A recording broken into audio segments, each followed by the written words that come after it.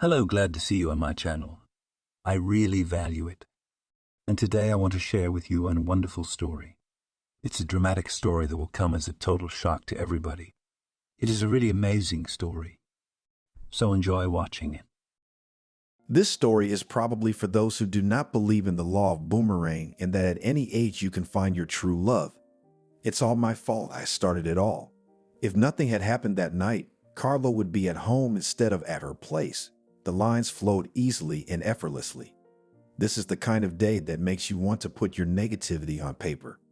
It was exactly what the marriage counselor had advised them to do. Sophia was half lying on the bed. Rocky purred dully at her feet.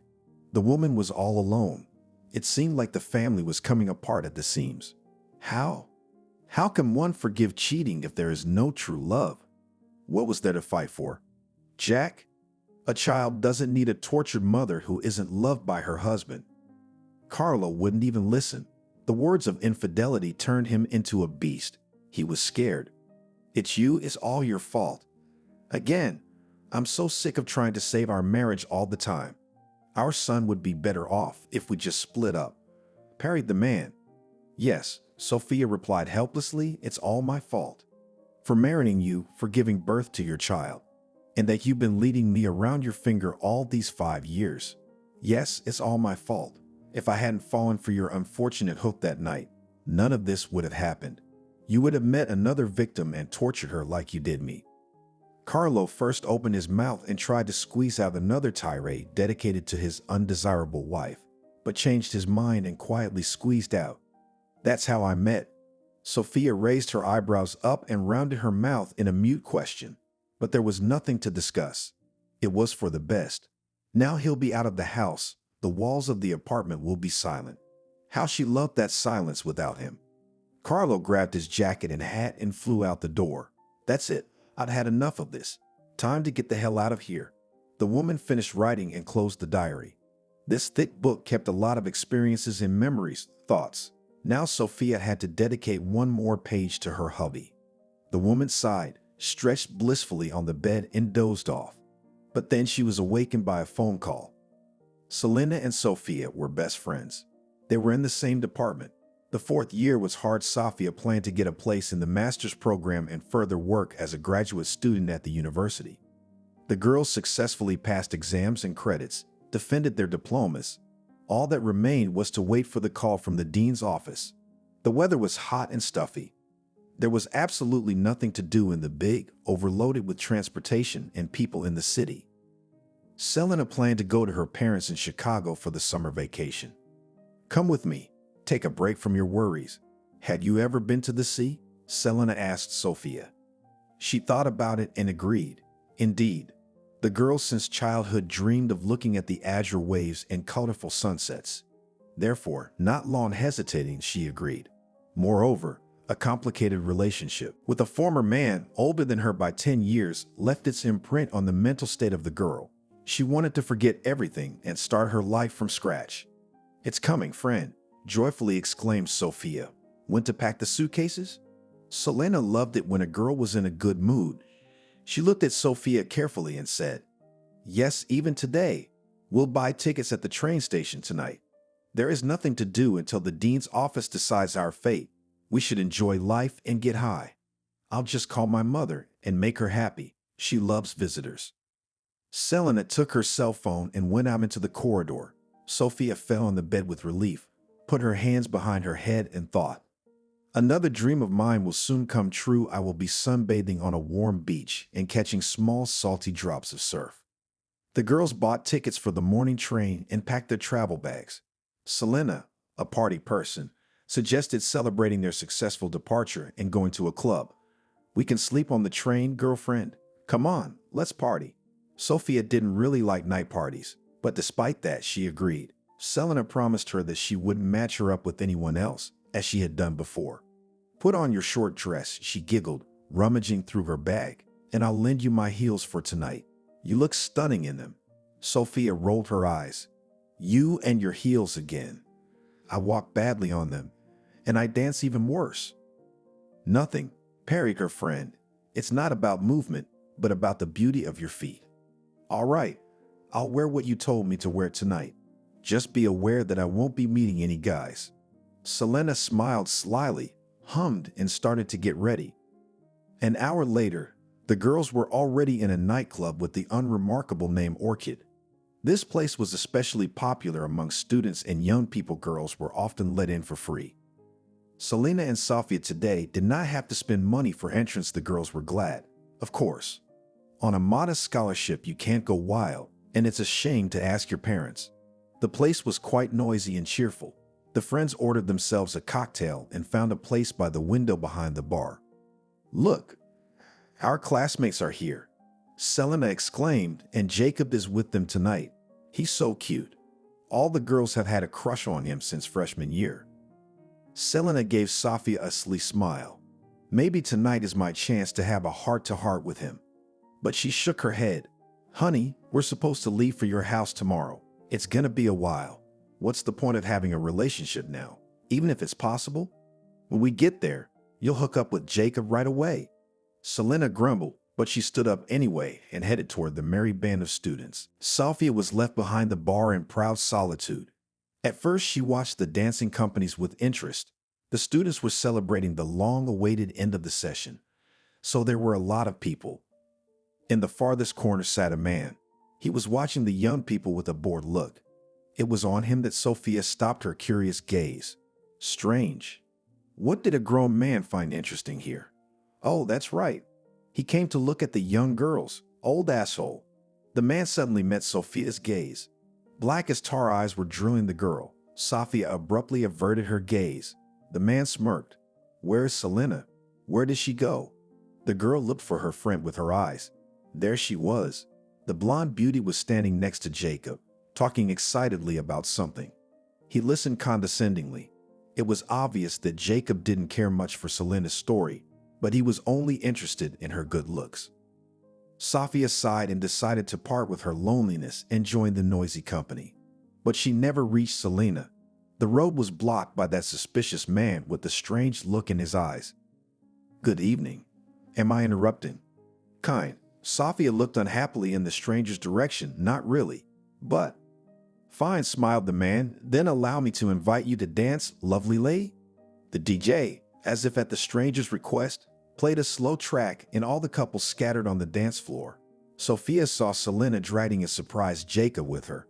She nodded in agreement, but there was nowhere to go. "Oliver," the man introduced himself, smoothly walking in circles. "Sofia," the girl replied. She kept looking for her friend in the crowd, afraid of losing her. "Congratulations on the end of the session," interrupted the silence Oliver. "I have long since graduated from the university. I teach in the history department. I thought I'd shake things up today. Everyone seems to be out and about." "Ah, you're alone." The man smiled. Sofia looked at him resolutely. How good-looking he was. Masculine features, blonde curls reaching to the neck, athletic figure. And those eyes like tar. You could get stuck in them. He must be 30, or even older. Sofia sighed. "No, don't even think about it. You already have experience with older men. There's nothing in common between you and him. Grown men want a family and kids, and I still have my whole life ahead of me." Sofia nervously bit her lip, hovering in thought. The track ended. Oliver thanked for the dance and offered to sit down in his cozy corner. "I suggest we just have coffee.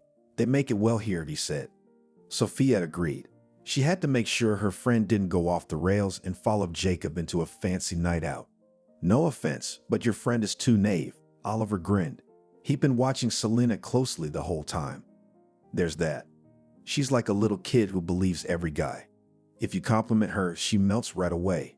It's probably because Selena grew up without a father and now she's trying to feel a man's affection and love from men she doesn't know. It's all sad." Sofia sipped from a cup of coffee. The drink was delicious and fragrant. It was the kind of coffee she drank only at home, when her father made it with foam and added cinnamon to the cup. The memories made her a little dizzy. Her parents were a little upset when they heard from their daughter that she wasn't coming to visit them for the summer vacation. Sofia talked her mother down, telling her that it would be fine and Selena's parents would look after her. Such a strong argument calmed her father and mother down a bit. The girl closed her eyes. There was only a little bit left, and she would see the sea. I'm leaving in a few hours. Sophia interrupted the awkward silence with Selena to Chicago. I hope that when I return, we will continue our acquaintance, and maybe it will develop into a lasting friendship. Oliver, can I use your first name? Sure. I'm not too old to be reprimanded by you, Sophia. It's a shame you're leaving. I was hoping to spend the night with you. Oliver hesitated. Well, not in the way you think. Sophia laughed heartily. Sitting in a club with a grown man who wasn't hinting at anything like that was a thing. I would never have thought of such a thing. So you're not seeing anyone? Oliver asked. He had finished his coffee and was staring at Sophia. I was in a relationship with a man 10 years older than me. He was like you. At first, everything was fine. Flowers, meetings, walks. Then he started urging me to marry him. He said I should have a family soon, have children. I knew perfectly well that it was not going to happen. I am still so young and not ready for such a step. I want to live. I want to find my favorite job, to travel. You separated from him? Yes. I swore to myself I'd never fall in love with a grown man again. Still, the age difference is very noticeable. Different desires, different goals. Well, Oliver thought, not all men are like that. Like me, for example. I haven't had a girlfriend in a long time. You know why? I'm not as rich as the female audience needs me to be. Sophia gazed out into the crowd. Selena was nowhere to be found. Listen, I need to step away for a minute. I'll come with you. Oliver stood up resolutely. Sophia walked out of the club and looked around. Selena looked like she'd fallen through the cracks. Just what she needed. She was in trouble again. Selena, indeed, often because of her soft and trusting character, fell on the hook of people who wanted to use her. Guys swore that they were in love, but in fact, just wanted to spend the night with her. Friends rubbed in the trust and then spread rumors and told the girl secrets. Selena grieved, angry with herself, but then, after a while, she'd fall back on the old rake. Where could she be? Sophia asked herself in horror. She decided to go around the club. Oliver followed her. Something was puffing and moaning in the thick bushes to the left of the building. Sophia and Oliver walked closer. In the pale moonlight, a white hair glistened in the pale light. Selene, you, yelled Sophia and rushed toward the bushes. It was indeed her friend. But what had happened to her? Her dress was tattered. The style on her head now looked more like a nest, and there were scratches on her body. What? What happened? Sophia gasped. Who did this to you? Jacob? Selena sobbed and covered her face with her hands. Oliver froze beside her, not knowing what to do. That asshole decided to have sex with me right here in the bushes. Well, I figured it out, that he was just like everybody else. I scratched him all over his face. Don't worry, he didn't do anything bad to me. It was the branches that tore my dress. By the way, did you know Jacob has a girlfriend? Oh, if I had seen her. I'd kill her and him. He didn't hit you. Is there any way to catch up with him? Oliver asked. Selena shrieked and stood up. I know you. You teach at the university. I can't remember which subject. History, the man smiled. That's right. Selena took a twig out of her hair and threw it angrily into the darkness. I was told by the girls in the history department that Apollo was their lecturer. So you two are together. Selene looked at them with undisguised curiosity.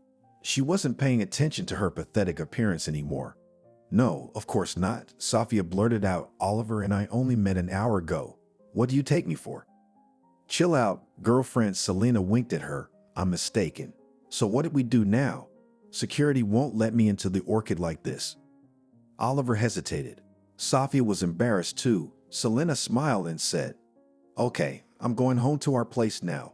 I'll get cleaned up and get our suitcases. Sophia opened her mouth contradictorily, but her friend interrupted her. I'll take a cab to the train station. I'll wait for you there. The girl turned around and headed towards the streetcar stop. Sophia looked at Oliver, who was whistling casually. Take my jacket. You must be cold in your light dress. Sophia nodded, only now realizing that her legs were swollen and numb, and she had a slight chill. She thanked Oliver for the jacket and asked, Will you walk me home? There was no point in walking in stilettos at night. My feet hurt like hell. Are you sure you want to go home? The man asked her point blank. I live not far from here. Come to my place, I'll warm you up. You'll have some tea. We'll have a heart-to-heart talk. I don't understand what you find in me. The girl raised her eyebrows in surprise.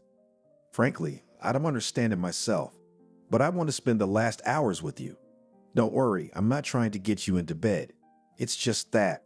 Oliver clearly didn't know how to finish his speech.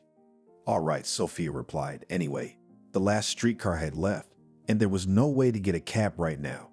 Let's go. No tricks. I promise. The man smiled. The house where Oliver lived was on the next street over. The apartment was spacious, furnished with antique furniture. Wow, the girl was surprised. So you're a descendant of the rich? More like antique lovers. I don't know exactly who my parents were. I got this apartment from my grandmother. She died 3 years ago. My parents died when I was a baby. All these years I was brought up by my grandparents. May they rest in peace. I'm sorry, the girl said timidly. It's all right, you can't know everything. How about some tea? Oliver smiled. Sophia nodded, and they went to the kitchen. As they sipped the flavored drink, Sophia stole a glance at Oliver. His face was still untouched by old age with very few wrinkles, mostly in the corners of his eyes. That means he smiles a lot. His hair is thick and luxurious. You'd be afraid to look into his eyes and drown forever. Sophia, I don't want to scare you, but you're so beautiful. Inside and out. You know, I've never met a girl like you before. I hope you don't come from Chicago and get stolen by a native. I really wish you and I could hang out more. Sophia finished his tea and took a comfortable pose in the soft chair. Oliver, I can't promise anything. I've already told you everything. I'm afraid of people like you. Oliver looked straight into Sophia's eyes. They reflected great sympathy and something else. But what? The girl couldn't tell herself.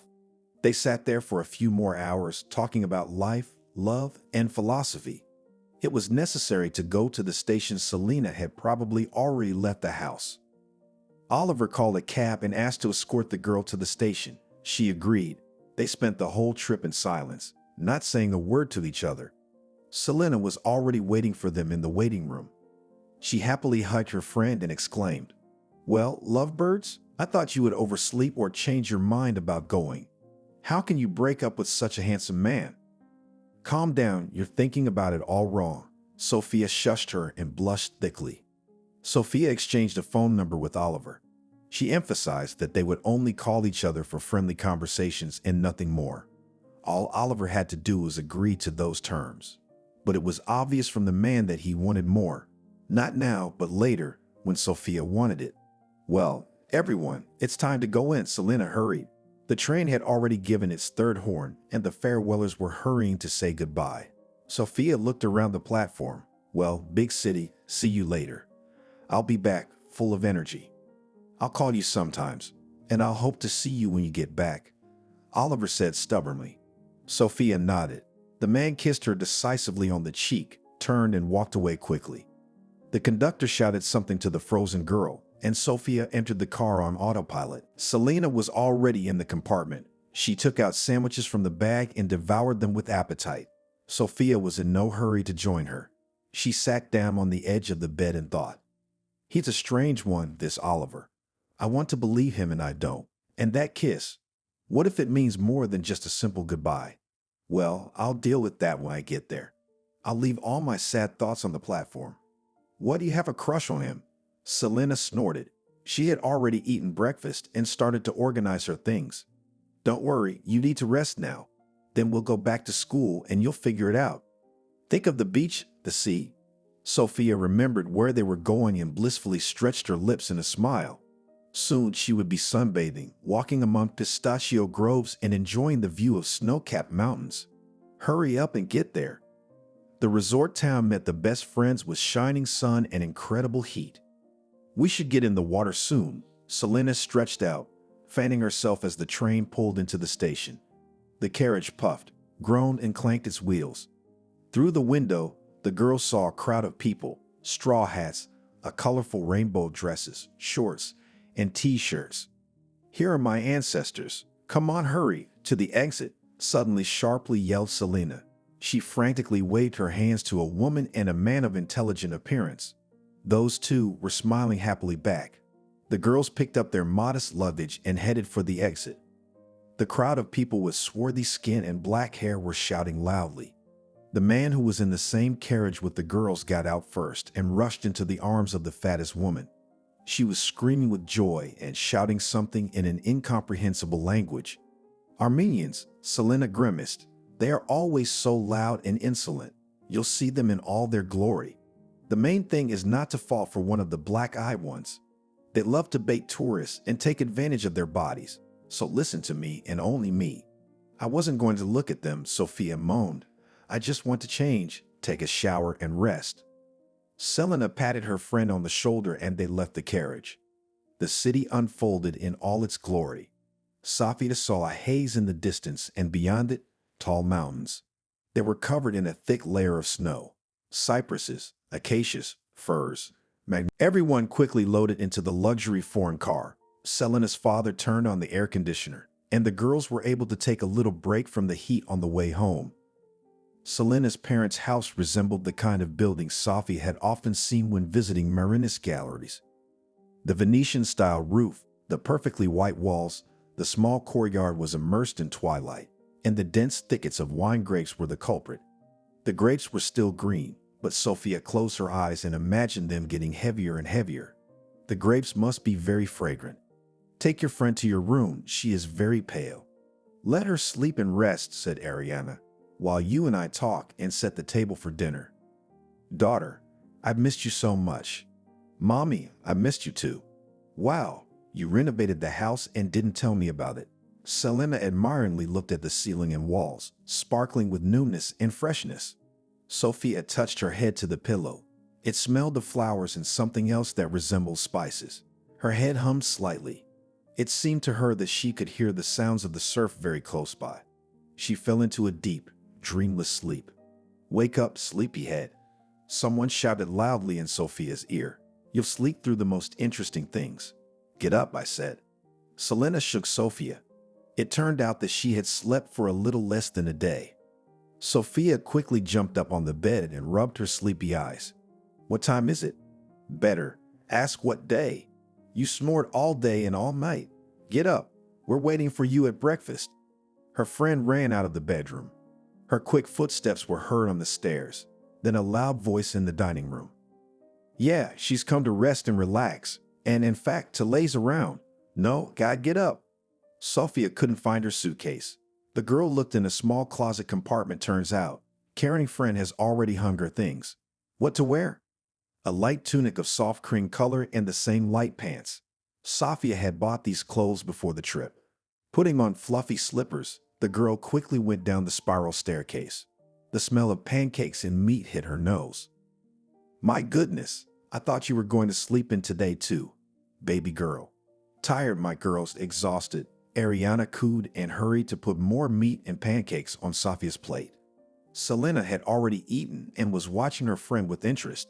The sea air has that effect on her mother. She's never seen the sea in her life. Really? Michael looked at Sophia with interest. Really, he replied quietly. Sophia glanced around the dining room. The room was very bright in azure and creamy white colors. Ariana has very elegant taste. Breakfast turned out to be very appetizing. The girls hurriedly finished eating and began to get ready for the beach. Put on a swimsuit at once. You can put a dress on top, because on the beach local men are not shy to look in the dressing room, advised her friend. Sophia put on her swimsuit and took a critical look at herself in the mirror. Too thin and pale. It will all be fixed soon. On top of the girl put on a spacious and light dress, on her feet summer flip-flops. Beauty unearthly, appreciated her friend. Let's go. We are not going to the beach alone. My school friends will join us. Oh, Sophia stretched out. I'm not quite ready. Relax. Selena hugged her. My hair, I won't let you get hurt. The girls laughed, said goodbye to Selena's parents, and hurried to the beach. It was a long walk, but Sophia did not complain. She enjoyed breathing in the smell of pine needles and flowers. People here were different, smiling, friendly, happy. Not at all like the ones Sophia had seen in the metropolis. The girls passed the local vegetable market, and Sophia saw several dark-haired and dark-eyed men with long, tarry beards.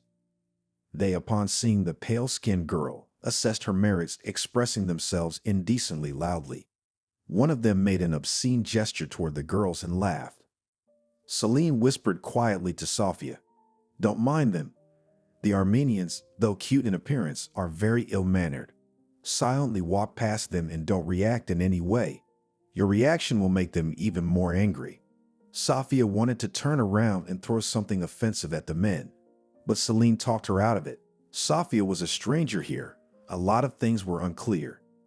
Suddenly, a cell phone vibrated in her pocket. Sophia looked at the screen. Oliver was calling. "Pick up the phone already," Selena muttered. "Your love is worried."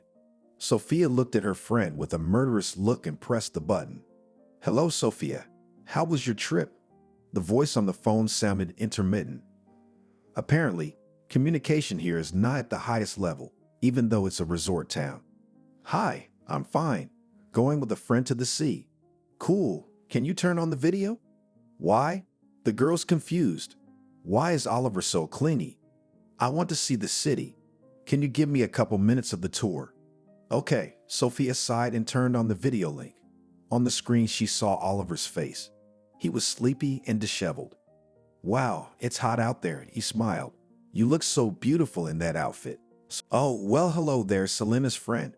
What's your name at least, Modest?" A tall guy stood in front of the girl. Sophia lifted her head incredulously and rounded her mouth. Dark, like brown bread, his face. Muscular torso, strong arms. The guy was shirtless. Sophia blushed and lowered her head. She had never been so timid before. "Carlo, stop messing with her. She has a boyfriend." Selena pulled away from the guy and crossed her arms over her chest. "Really? I'm not giving her to you." "Who's gonna ask you?" Carlo childishly showed his tongue to Selena and turned to Sophia. "Don't listen to her gossip. Selena is not yet used to the fact that I can pay attention to such pretty girls besides her."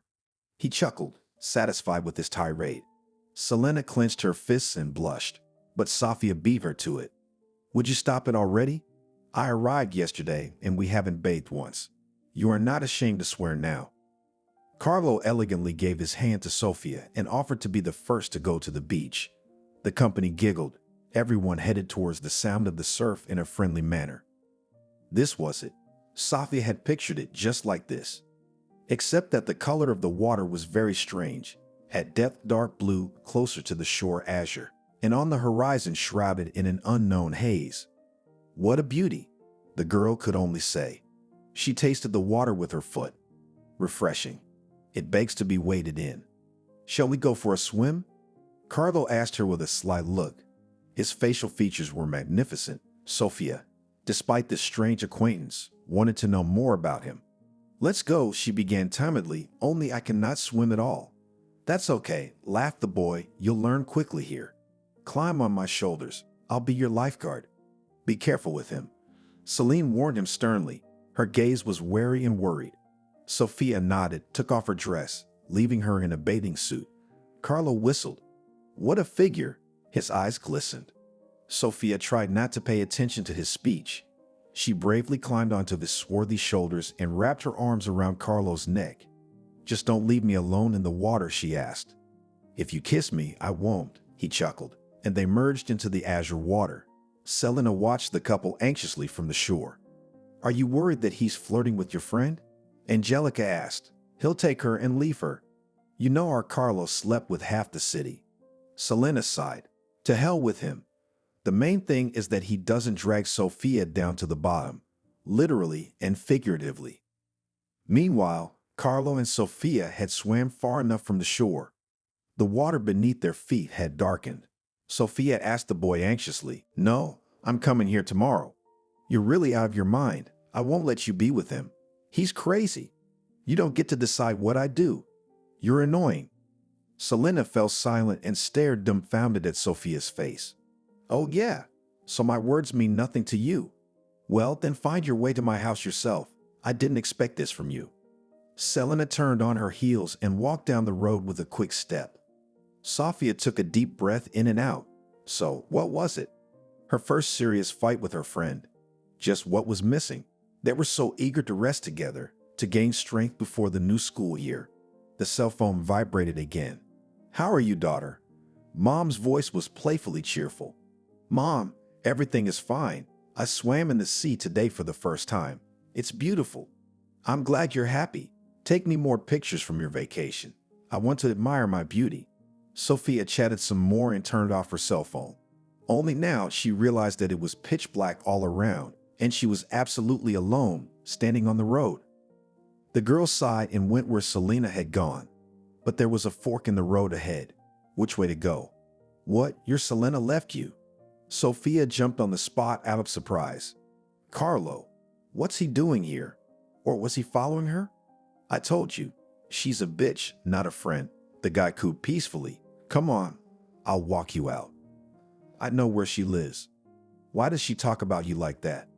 "There must be a reason," Sophia asked Carlo as they walked down the cypress alley.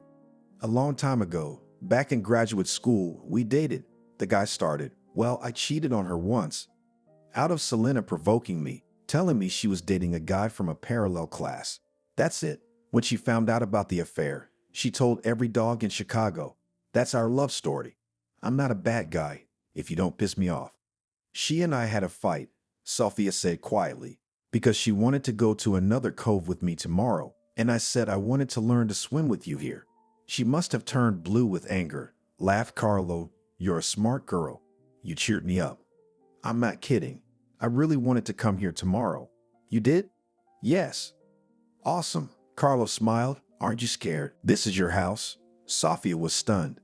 "Yes, or rather my parents. I live separately. I stopped for a minute to get the keys to my place. Wait for me here." "Okay," replied the girl. She looked at the yard with interest. Trimmed bushes, well-maintained lawn. The windows of the house were shining. Carlo came out a few minutes later. "Do your parents know I'm going to live with you?" "Why would they know?" Carlo asked in surprise. "They'll take my apartment away from me. I'm not allowed to have girls in my house. Consider yourself very lucky." "What if they find out?" "Then we'll see." The guy brushed her off like a pesky fly. They got on the moped again and drove off. This time, the road was long. Sophia was even a little cold. Her phone vibrated all the way, but she couldn't get it out of her pocket. Only when they stopped in front of a blocky 5-story building, the girl was able to see who was calling her. Strange, an unfamiliar number. "Give up your cell phone. Who's calling you?" "I don't know. I'll call you back now," Sophia said. She dialed the number. It was picked up quickly. "Sophia, where the hell are you?" "Ariana, Selena, and I are worried. We were thinking of calling the police department." "Who are you with?" "Michael." Sophia was thinking chaotically about what to say, but a voice interrupted her. "We called your parents. They're worried too. Come home quickly. Or should I pick you up?" "No," Sophia answered quickly. "I'm perfectly fine. I'm staying with Selena's friend. She and I had a little fight." "At Jenka Komarov's. Don't you dare spend the night at his place. He's a guy with a bad reputation. He'll ruin your whole life. Stop fooling around, Sophia. We're responsible for you." Sophia quickly hung up and turned off her cell phone. Really, she is nothing to them, just a friend of her daughter. She herself has the right to decide what to do. And Sophia decided to talk to her parents tomorrow morning. Carlo suddenly picked her up from behind. "Oops, gotcha. Let's go home. I'm starving. Let's make dinner." Cargo's apartment was very bright and spacious, but things were in disarray. Crumpled t-shirts on the floor, a mountain of unwashed dishes in the sink. "Don't mind me, it's just a creative mess." "Yeah, that's what you call it," the girl said. She rolled up her sleeves and began to wash the plates. "Drop it," said Carlo. "I've got plenty of clean dishes. We'll use them tonight." He took a slice of ham out of the fridge. "Cut the bread and put the kettle on." "Yes," Sophia left. "Do you realize, stupid, that he's going to play a cruel joke on you? I'm worried about you." "Honey," Sophia tried to reassure her, "I'm fine with him. I've never felt this good with any guy. You have no idea. You realize that in 24 hours, just 24 hours? I can't help it." "Okay," Selena interrupted her. "I'm not going to pull you out of this quagmire anymore, but know that I tried. Carlo is a very calculating man. He didn't hook up with you for nothing. That means he wants something from you. He'll take advantage of you and leave you. How can you say that? Her friend was obviously in a bad mood. Sophia put the phone down, decisively got out of bed, and went to the kitchen. Hunger won. Meanwhile, Carlo Komarov, comfortably seated in a soft sofa, sipped hot tea at his parents' mansion. "Well, who is it this time?" slyly sneered the woman. "You promised that you would find a normal girl from a decent family. And who is your Sophia? Maybe she's a thief or a charlatan, and you want to marry her. Mom, believe me, she's the one. A trusting creature who will never realize we're setting her up. It's all about getting Grandpa's property. He wants me to stop living my normal life and start a family. That's what he's gonna get. Carlo, I'm betting you. Don't tell her anything. Let her think it's a real idyll. My father and I will do everything we can to make it a glamorous wedding and make sure the girl gets pregnant as soon as possible. I mean Grandpa, need grandchildren. Don't let me down. He doesn't have long to live. Hurry up." Carlo hugged his mother gently. "Don't worry, Mommy. You know I'm a great actor, and I can love on the side. Memories. It would be good if there was a means with which to cut out of memory all that prevents you from living and feeling real. I wonder if he ever truly loved me, or is it just a habit? I want to believe it wasn't for nothing. Our son won't survive our cheating." Sophia finished the last line and slammed the diary noisily shut. Frankly, she didn't remember herself being happy with Carlo for the past few years. At first, when they had just met, the girl had loved her chosen one, though her friends and parents were against her choice. It seemed that such an attitude of relatives only inflamed Sophia. A few months after the noisy wedding, she learned that she was carrying a child. But no one except Carlo was not happy about this news. Her husband's mother, Elizabeth, only shook her head satisfactorily. But Sophia was happy. She even stopped noticing that her husband often disappears late. He said that it work delayed. Unfortunately, the first pregnancy ended in a miscarriage. But Sophia was not discouraged. She'll give birth again. When her son Jack was born, the girl forgot about her husband. Her main happiness was a child, which she carried for 9 months, who waited. Carlo was not very eager to help Sophia in the upbringing of the baby. He said that when Jack grew up a little, then the father would start teaching his son the rules of manhood. That sounded ridiculous. That when he's a little older and rules of manhood thing. A son always needs a parent, even when he can't coordinate his movements yet. But Sophia stubbornly kept silent and gave herself and all her free time to Jack. Carlo, meanwhile, kept waiting for his grandfather to give his soul to God and his grandson to inherit and his mother not to be thrown out on the street. The whole ill-fated plan remained a secret. Sophia did not even realize that she was deceived, led around the finger. One day, Carlo came home drunk. It was the first time in all 5 years of marriage when her husband was in such a state. Sophia was scared out of her mind. "What's wrong, honey? Why are you like this? Is there a problem at work?" Yeah, her husband could barely move his tongue. He threw his coat on the floor with force and started to take off his shoes, but he wasn't very good at it. "My biggest problem is my grandfather, who can't seem to die. I thought he dropped dead when we got married. But no way. His equine health and tenacious will to live are winning out over my patience. I'm so sick of it. These lies." Carlo sank down on the bollard and lowered his head. "Wife," he grumbled, "help me take off this stupid shoe." Sophia rushed to help her drunken husband, but he pulled his foot off and laughed. "Do you even know why I'm with you? Why I knocked you up? You think it was for love?" Sophia froze with the dirty shoe in her hand. It felt like every nerve in her body was tense as a string. It was hard to breathe. "No, you'd better not say it," whimpered somewhere in the region of her heart. But Carlo was already snoring heavily, slumped against the wall in the hallway. Sophia couldn't drag her husband to the bed. She lowered him to the floor and covered him with a plaid. But the thoughts wouldn't let her go.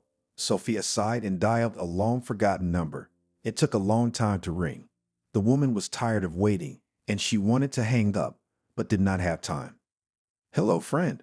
Her voice sounded hoarse and inaudible. "Selena, I'm sorry I'm so late. I wanted to talk to you." "I'm all ears," my friend stretched ironically. "How was Chicago?" Are you glad you stayed? I stayed to teach at our university, by the way. I'm having a blast, honestly. How's the hubby? He hasn't run away yet? Selena, stop it. I just wanted to ask you, what do you know about wife? You gave me a hint, but I didn't understand your point. You just didn't want to listen to me. Don't make up stories about not understanding anything. Sophia sighed and fell silent. Okay, Celine was the first to break the silence. You asked for it. I didn't want to ruin your happy marriage, well, if you can call it that. But I guess it's time to tell you everything. You're like an innocent lamb. What did you want to tell me? And why are you talking to me like that? Carlo and I are happy. We just had a fight. Yeah, laughed her friend. He's happy? Changing mistresses like a glove. Did you know he found himself a young girl? How do you know that? What kind of gossip? Sophia was stunned. She tried her best to hold back her tears. My mother knows, luckily for you, friend. Who, if not me, will open your eyes to all this filth? Take your son and run away from your husband. He made a deal with his grandfather. This is bullshit, yelled Sophia into the phone. You'll remember me when your husband throws you out on the street like a piece of junk. My dear, this is not your man. He's stale inside, I told you. Just follow him once. You'll see him tumbling around with someone else while you're changing diapers. There was silence on the phone. Sophia sobbed, face buried in the blanket. She didn't want to believe Selena's words at all. By the way, Sophia, I have good news for you. What else? Sophia sobbed. Another stab in the back by my husband?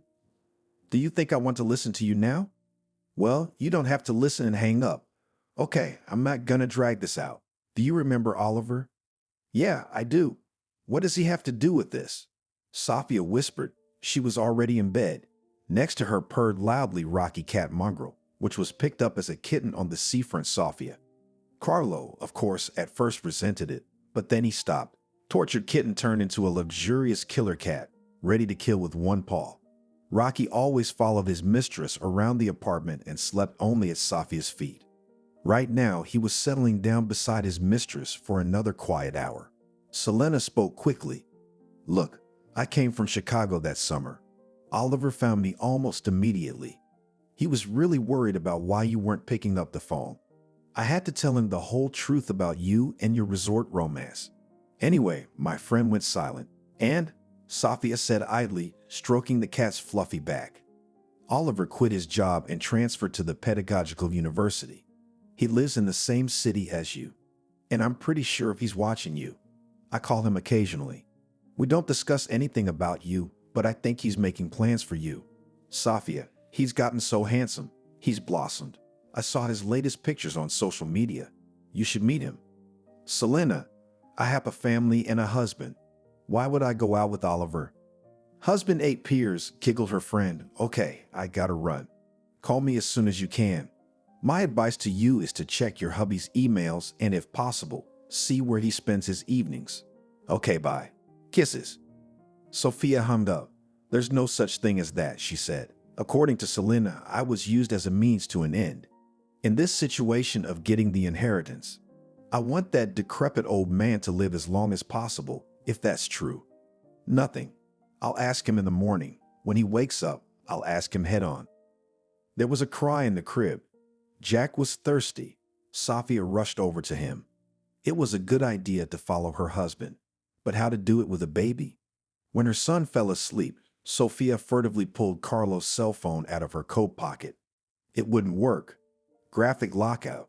It's even worse than a regular code where you can fudge the numbers. But it's hopeless. Sophia slipped the phone back into her pocket and lay back on the bed. Her husband was snoring lusciously in the hallway. The tired woman dozed off. She didn't sleep long at all. Through her sleep, Sophia heard someone rumbling in the kitchen. The woman got up, stretched, and hurried to the sound. Carlo, in his outfit from last night, was making a mess in the cabinets. Oh, sweetheart, are you awake? Tell me, where's the first aid kit? He wanted to kiss her on the lips, but Sophia dodged. She folded her arms across her chest and said loudly, It's always been in the bathroom. Honey, don't scream like that. My head is splitting. Carlo wrinkled his nose. Sophia went to the bathroom, took out the right pills and threw them into a glass of water. There was a pleasant hissing sound. The man jumped on the glass of water and drained it in a flash. Good water. I am, of course, shocked at myself. How could I have gotten so drunk last night? I slept in the hallway. I'm sorry to hear. I didn't mean to. Sophia didn't answer. Carlo again tried to approach her, but the woman pulled him away with her hand. Sophia, what's wrong? What's wrong? Did I do something wrong last night? I can't for the life of me remember. You told me yesterday, Sophia replied sharply, that I'm just a means to an inheritance. That's why you're with me.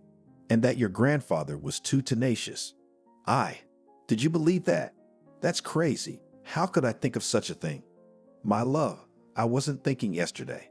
Sophia decided that it was necessary to agree with Carlo's words, to let him know that she really thinks his words are just the ravings of a drunken man. We need to discreetly track where he disappears in the evenings. If Carlo is at work, the woman will put aside all other doubts about the inheritance. Sophia even came up with a cunning plan. Okay, I believe you, my love. She hugged him and kissed him on the lips. He sighed in relief. I wanted to ask you something. Ask whatever you want. I'm so tired of this routine. I'd like to leave Jack at your mother's tonight and go out. And then I'll meet you at work, and we'll go get our son. Tell me, is that a good idea? I need to rest too. Carlo was surprised. You've never asked me to do that before. Are you going out on your own? Well, I wanted to take my headphones with me. Wander around, listen to music, take pictures of nature. You know I love that. Carlo smiled. Sure, only I'll be late for work as usual. You can wait for me at the corner cafe. Don't walk alone in the dark. I'll be worried. Sure, it's a deal. Sophia tried to squeeze out a smile. The baby.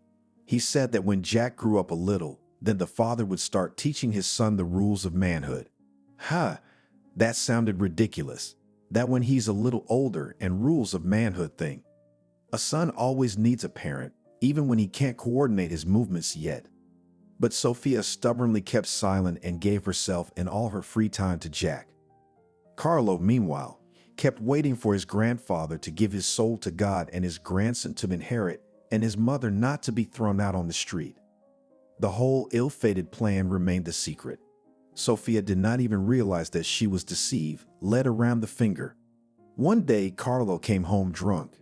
It was the first time in all 5 years of marriage when her husband was in such a state. Sophia was scared out of her mind. What's wrong, honey? Why are you like this? Is there a problem at work? Yeah, her husband could barely move his tongue. He threw his coat on the floor with force and started to take off his shoes, but he wasn't very good at it. My biggest problem is my grandfather, who can't seem to die. You know, I thought he dropped dead when we got married, but no way. His equine health and tenacious will to live are winning out over my patience. You know, I'm so sick of it. These lies. Carlo sank down on the bollard and lowered his head. Wife, he grumbled, help me take off this stupid shoe. Sophia rushed to help her drunken husband, but he pulled his foot off and laughed. Do you even know why I'm with you? Why I knocked you up? You think it was for love? Sophia froze with the dirty shoe in her hand. It felt like every nerve in her body was tense as a string. It was hard to breathe. No, you better not say it, whimpered somewhere in the region of her heart. But Carlo was already snoring heavily, slumped against the wall in the hallway. Sophia couldn't drag her husband to the bed. She lowered him to the floor and covered him with a plaid. But the thoughts wouldn't let her go. Sophia sighed and dialed the long-forgotten number. It took a long time to ring. The woman was tired of waiting, and she wanted to hang up, but did not have time. Hello, friend. Her voice sounded hoarse and inaudible. Selena, I'm sorry I'm so late. I wanted to talk to you. I'm all ears, my friend stretched ironically. How was Chicago? Are you glad you stayed? I stayed to teach at our university, by the way. I'm having a blast, honestly. How's the hubby? He hasn't run away yet? Selena, stop it. I just wanted to ask you, what do you know about life? You gave me a hint, but I didn't understand your point. You just didn't want to listen to me. Don't make up stories about not understanding anything. Sophia sighed and fell silent. Okay, Celine was the first to break the silence. You asked for it. I didn't want to ruin your happy marriage, well, if you can call it that. But I guess it's time to tell you everything. You're like an innocent lamb. What did you want to tell me? And why are you talking to me like that? Carlo and I are happy. We just had a fight. Yeah, laughed her friend. He's happy? Changing mistresses like a glove. Did you know he found himself a young girl? How do you know that? What kind of gossip? Sophia was stunned. She tried her best to hold back her tears. My mother knows, luckily for you, friend. Who, if not me, will open your eyes to all this filth? Take your son and run away from your husband. He made a deal with his grandfather. This is bullshit, yelled Sophia into the phone. You're just. You'll remember me when your husband throws you out on the street like a piece of junk. My dear, this is not your man. He's stale inside, I told you. Just follow him once. You'll see him tumbling around with someone else while you're changing diapers. There was silence on the phone. Sophia sobbed, face buried in the blanket. She didn't want to believe Selena's words at all. By the way, Sophia, I have good news for you. What else? Sophia sobbed. Another stab in the back by my husband? Do you think I want to listen to you now? Well, you don't have to listen and hang up. Okay, I'm not gonna drag this out. Do you remember Oliver? Yeah, I do. What does he have to do with this? Sophia whispered. She was already in bed. Next to her purred loudly Rocky Cat Mongrel, which was picked up as a kitten on the seafront Sophia. Carlo, of course, at first resented it, but then he stopped. Tortured kitten turned into a luxurious killer cat, ready to kill with one paw. Rocky always followed his mistress around the apartment and slept only at Sophia's feet. Right now, he was settling down beside his mistress for another quiet hour. Selena spoke quickly. Look, I came from Chicago that summer. Oliver found me almost immediately. He was really worried about why you weren't picking up the phone. I had to tell him the whole truth about you and your resort romance. Anyway, my friend went silent. And, Sophia said idly, stroking the cat's fluffy back, Oliver quit his job and transferred to the pedagogical university. He lives in the same city as you, and I'm pretty sure he's watching you. I call him occasionally. We don't discuss anything about you, but I think he's making plans for you. Sophia, he's gotten so handsome. He's blossomed. I saw his latest pictures on social media. You should meet him. Selena, I have a family and a husband. Why would I go out with Oliver? Husband 8 peers, giggled her friend. Okay, I gotta run. Call me as soon as you can. My advice to you is to check your hubby's emails and, if possible, see where he spends his evenings. Okay, bye. Kisses. Sophia hung up. There's no such thing as that, she said. According to Selena, I was used as a means to an end. In this situation of getting the inheritance, I want that decrepit old man to live as long as possible, if that's true. Nothing. I'll ask him in the morning. When he wakes up, I'll ask him head on. There was a cry in the crib. Jack was thirsty. Sophia rushed over to him. It was a good idea to follow her husband, but how to do it with a baby? When her son fell asleep, Sophia furtively pulled Carlo's cell phone out of her coat pocket. It wouldn't work. Graphic lockout. It's even worse than a regular code where you can fudge the numbers. But it's hopeless. Sophia slipped the phone back into her pocket and lay back on the bed. Her husband was snoring lusciously in the hallway. The tired woman dozed off. She didn't sleep long at all. Through her sleep, Sophia heard someone rumbling in the kitchen. The woman got up, stretched, and hurried to the sound. Carlo, in his outfit from last night, was making a mess in the cabinets. Oh, sweetheart, are you awake? Tell me, where's the first aid kit? He wanted to kiss her on the lips, but Sophia dodged. She folded her arms across her chest and said loudly, It's always been in the bathroom. Honey, don't scream like that. My head is splitting. Carlo wrinkled his nose. Sophia went to the bathroom, took out the right pills, and threw them into a glass of water. There was a pleasant hissing sound. The man jumped on the glass of water and drained it in a flash. Good water. I am, of course, shocked at myself. How could I have gotten so drunk last night? I slept in the hallway. I'm sorry, Hare. I didn't mean to. Sophia didn't answer.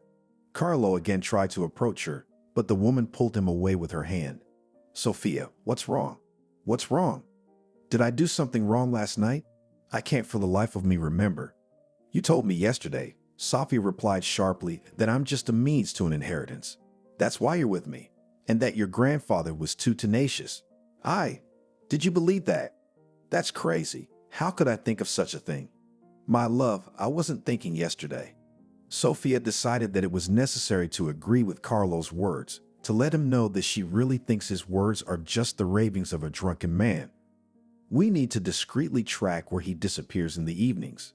If Carlo is at work, the woman will put aside all other doubts about the inheritance.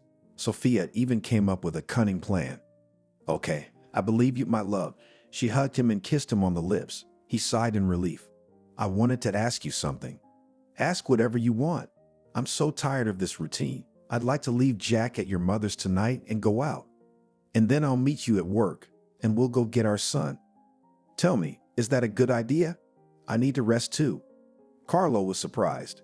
You've never asked me to do that before. Are you going out on your own? Well, I wanted to take my headphones with me, wander around, listen to music, take pictures of nature. You know I love that. Carlo smiled.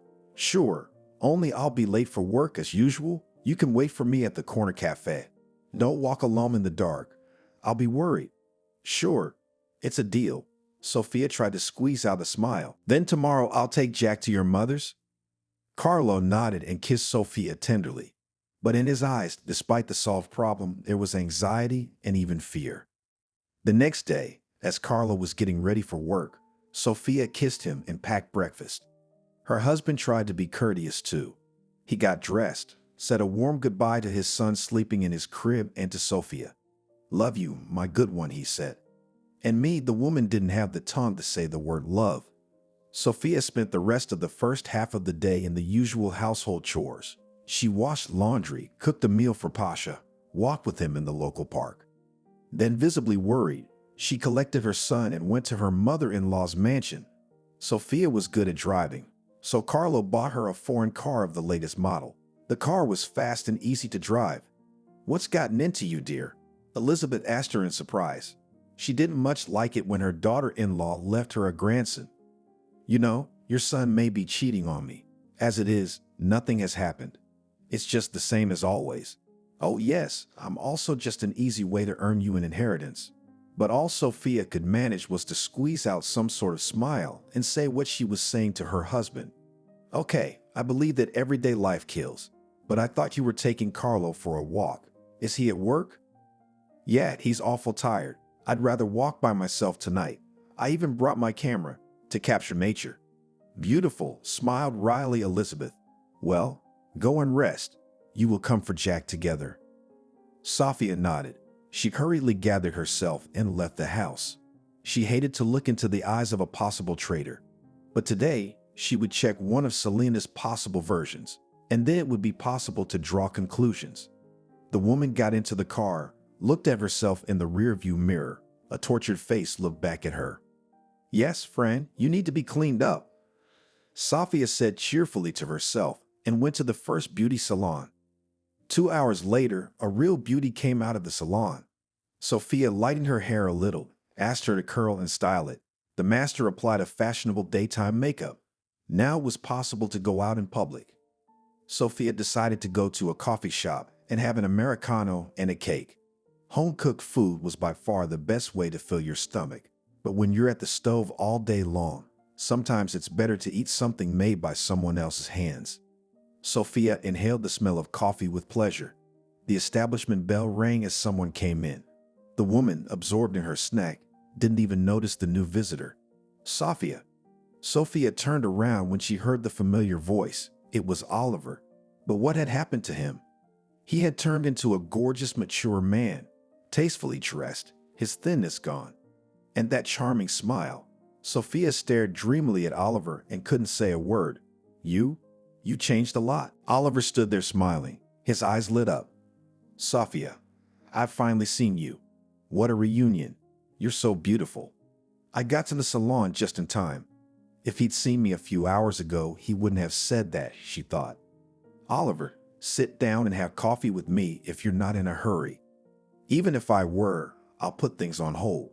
How are you? How's the son? Husband? I hear you're happy. I have a beautiful miracle growing up, Sophia said. Her eyes sparkled at the mention of Jack. We're doing fine. But it's just lately that something's been wrong. I've been dying to tell someone. I'm the one you can confide in. I'm a tomb, Oliver said cheerfully. He drank the scalding coffee and stared at Sophia. Sophia felt uncomfortable. But let's not talk about me today. Let's talk about you. What are you doing here? Why did you move here? You're not gonna believe this. For you, Oliver said honestly, you never came back. Dropped out of school, didn't finish your degree. Anyway, I realized I couldn't be there alone. I want to be there for you. Sophia lowered her eyes. Life likes to play the relationship game. Oliver was so frank. Do you take pictures? The man asked with interest, eyeing the impressive camera with the huge lens. I like to take pictures too. True, I don't have such modern equipment, but it's decent. I'll admit, I was following you at first. What? Sophia, don't be mad. I love you. But I'm not asking for reciprocity. Just know that you can always come to me if you feel bad, Oliver said quietly. What makes you think I'll feel bad? Sophia asked with interest. Your face is sad. All the time. Like you're not happy about anything. It's the same expression now. But Sophia didn't pay attention to Oliver's words. She was staring out the window of the coffee shop. Carlo. What was he doing here in the middle of the day? The woman visibly tensed. What are you doing? Oliver was surprised. A young creature in a short skirt jumped out of the building across the street and ran up to Carlo. The man gently embraced her and kissed her passionately. No. Sophia, out of surprise, jumped up on the spot and ran out of the coffee shop. But it was too late. Carlo's car sped off toward the center of town. Sophia fell to her knees and burst into tears. She couldn't and wouldn't hide her feelings anymore. Sophia didn't even notice that a worried Oliver ran up to her. What a jerk, the woman sobbed. I didn't even have to follow you. I hate you. She angrily took off her thin stiletto-heeled shoe and threw it after the speeding car. It's over. It was over. All that was left was to find out how long they'd been dating. Take Jack and leave. No. Go home to my parents, in shame, saying they were right. Sophia, calm down. Oliver hugged the girl tightly. Who did you see? My husband, the woman said through her tears. Her body was burning with resentment. I wanted to press my face against the cold asphalt and lie. Was he with someone else? The man asked sympathetically. Aha, with a young girl, sobbed Sophia. How can I live now? Let's go to my house, Oliver suggested.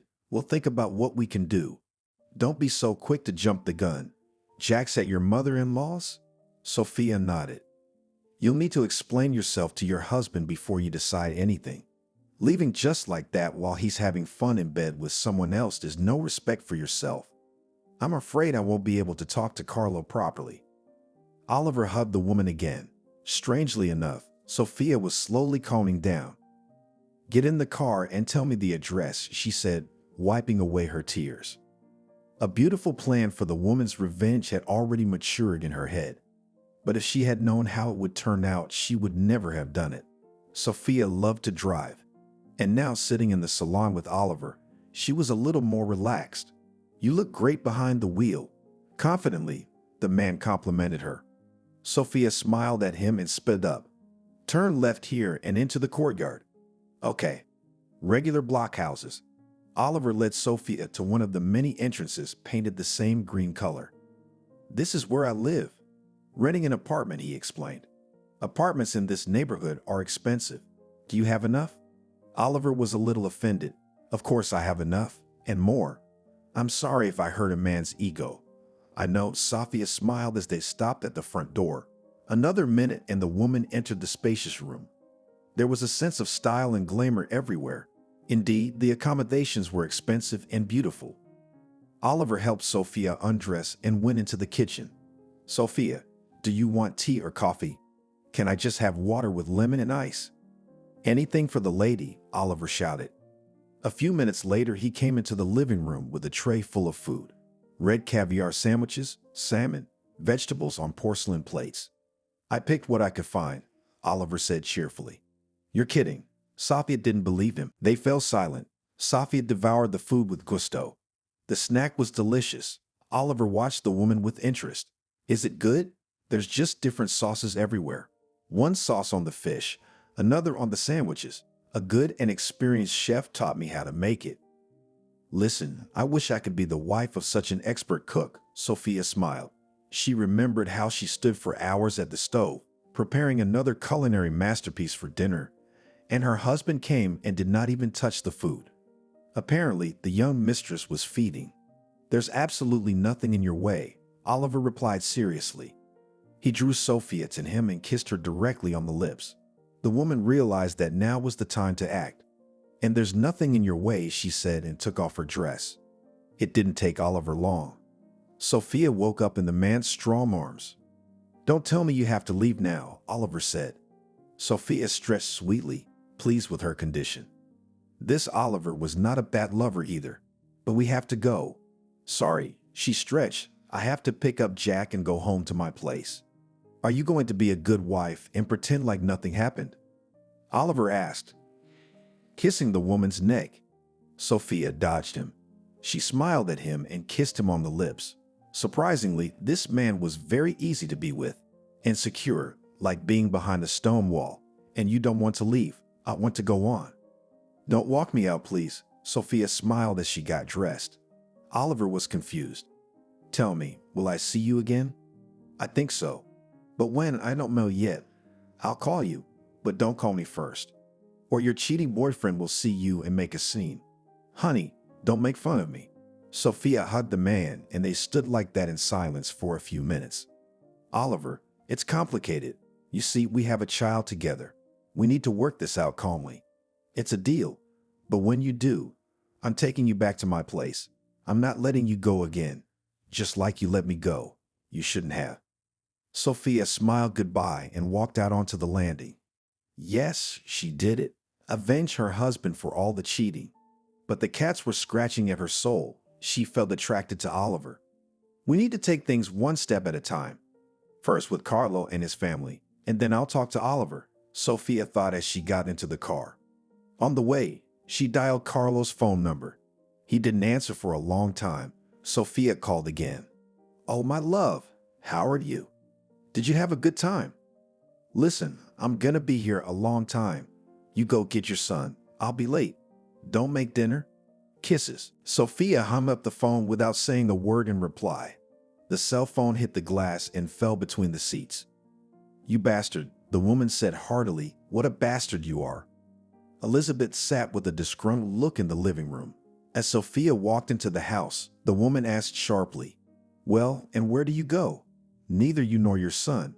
I already have a headache from the antics of your son. He painted on my expensive Italian wallpaper today.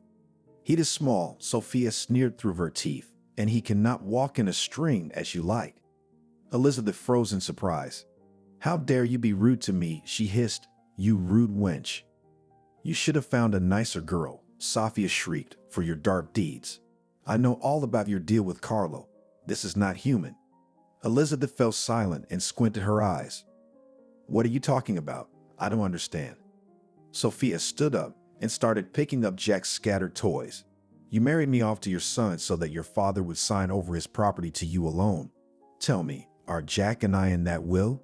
Or are we gonna get our asses kicked when the old man passes away? Oh, honey, you've got it all wrong. Elizabeth tried to block Sophia's way into the bedroom where Jack lay. But Sophia, despite her frailty, pushed the woman with all her strength. She fell back against the wall and groaned, holding her head. You know, I don't want to be a good wife anymore, especially since I know he cheated on me endlessly. Not even animals are treated like that. Elizabeth gave Sophia a hateful look. I don't want to see you and your bastard in my house again, she yelled after, turning red with anger. Sophia was carrying a sleeping child in her arms, tears streaming down her cheeks. The woman always tried to restrain herself in front of her husband, not to show her weakness. Carlo had said that whining would not solve the problem, but now Sophia let the tears flow. Putting the baby in the child's car seat, Sophia pondered what she should do next. With horror, the woman realized that now she was all alone. She had to solve her own problems, to get out of this mess that her husband had made. The apartment met Sophia with sullen darkness. The woman carefully moved Jack to the bed and lay down in bed. There was absolutely no desire to sleep. She missed Oliver's strong embrace. It would have helped her right now. She wondered what he was doing right now. Sophia dialed Oliver's number. Hi. I couldn't resist calling. I'm dying to see you, she admitted. I'm ready to pick you up at any call. The man's voice was so desirable. I didn't sleep with you because I wanted to get back at my husband. It's just, I've been lacking male affection lately. I'm sorry. No way. You have nothing to apologize for. I'm the one who's sorry for taking you to bed the first time we met, the man said quietly. The key in the front door turned, which means the husband's here. I'll call you back. I'm sorry, Sophia said quickly and hung up. Carlo walked into the bedroom. Are you home already? Yes, Sophia said briefly. She wanted to scream, to fight, to throw things, but she restrained herself. Her son was sleeping right next to her. My mother called me. You made a scene at her house. What happened? Let's go to the kitchen, Sophia said. Carlo obediently followed her. Why, didn't your mother say anything? Sophia asked. Well, I did not understand anything. She was screaming so much. I think you'll tell. Carlo put the pot on the stove. I know everything, Carlo. It's over, so you don't have to hide your young girls in the dark anymore. I don't get it. Carlo took his eyes off the turkey and looked at his wife with feigned surprise. Have you taken too many sedatives? I saw you today near the coffee shop. Sophia could not hold back her tears. You kissed a young girl. Where'd you go afterward? To your workplace, I guess. Are you out of your mind? Carlo jumped on her. I was at work. But Sophia was not going to be silent. The words poured out of her like a waterfall. I also know that you married me to get your grandfather's inheritance. Did you? Tell me it's all made up. Carlos silently brewed coffee. He coughed and blurted out, well, if you know everything, then there's nothing to hide. Yes, I married you because I wanted an inheritance. Ah, here's more good news. My grandfather finally died a few hours ago. My mother and I are very happy, but of course, we'll show everyone that we're deeply grieving.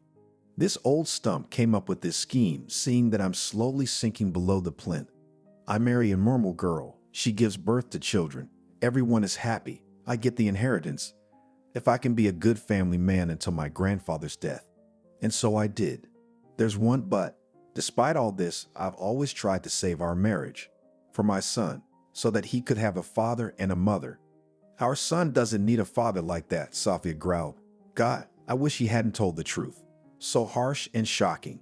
Sophia, I'm sorry for you, but I loved you. Till you started to get a little jaded about how you were spending all your time with your son, and I was getting nothing. I had to cheat. Were you forced to? Or did your manhood rebel? You wanted a younger body? It's all your fault. If you'd given it to me on time, I wouldn't have gone out. I found a beautiful girl who understands me and my desires. But I'm not going to divorce you. We'll live in a harem? Sophia laughed. No, I've thought of everything. I'll rent you and Jack a place, and I'll live here with Casey. Screw you and Casey, Sophia yelled. I couldn't argue anymore. Go somewhere else. Carlo looked at Sophia with an appraising look, took his jacket and slammed the door. There was silence in the apartment. Finally, Sophia loved this silence. When one could think, ponder. Everything was clear. She was being used and was going to continue to be shamelessly used. Rocky, sensing his mistress's sadness, purred loudly at her feet. Sophia picked up her journal, which was always by her side, and began to write thoughtfully. A family psychologist had once advised her to pour out her emotions in this way. Sophia had then lost her first child. My life has been rocked too much. Sometimes I want to get out of this apartment. I wonder how many more of these deceived people live in the world? Why do girls fall for such deceptive beauty? Now I don't want a relationship or love. Everything seems so deceptive. Sophia's thoughts were interrupted by a sharp call. Who can't sleep? Mom called. Daughter, did not wake you up? No, Mommy, I can't sleep at all. Sophia, I can feel in my heart that you're in trouble. Will you tell me? Oh, Mommy. Sophia burst into tears. For the second time that day, she couldn't hold back her tears. What's the matter? Mom? Carl, without another word, Sophia flew into the bedroom and began to pack her suitcases. The main thing was to take all the essentials. Carlo flew into the bedroom. Where are we going? He shouted angrily. Where there is no your mistress.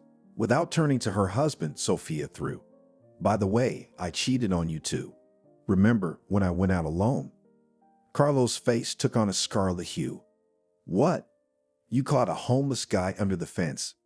Get out of my house. You're so stupid. You could have lived happily ever after without poverty.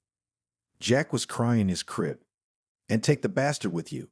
If you've been unfaithful, maybe you've got a son too. Carlo forcefully pushed his wife and child out of his apartment and locked the door. Sophia knew what to do next. Holding the screaming child in her arms, the woman ran out of the entryway and caught a cab. Please take me to the address indicated. I'll be paid on the spot. I forgot my wallet, Sophia said, smiling awkwardly. The driver agreed, and in half an hour the woman was standing at the door of Oliver's apartment. When the man opened the door, Sophia literally fell into the hallway.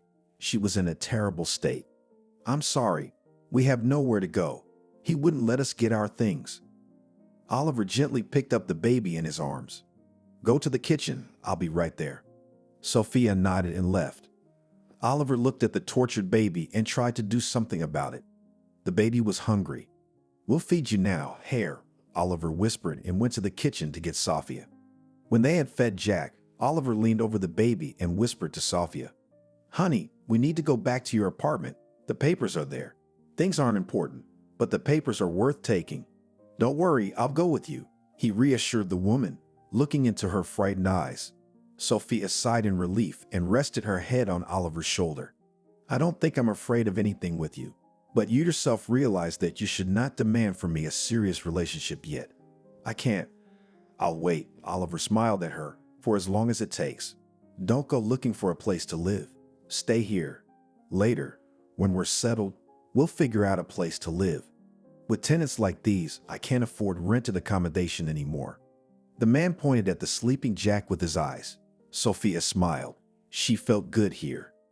An hour later, a car drove up to Carlo Komarov's house. Two people got out of it, a woman and a man. They held hands. Oliver saw Carlo in the window and whistled at him. Stop hiding. Better let the good guy in. Carlo opened the window and looked out. He didn't seem to expect Sophia to be around such a handsome man. Wow, you got yourself a Don Juan. What do you want?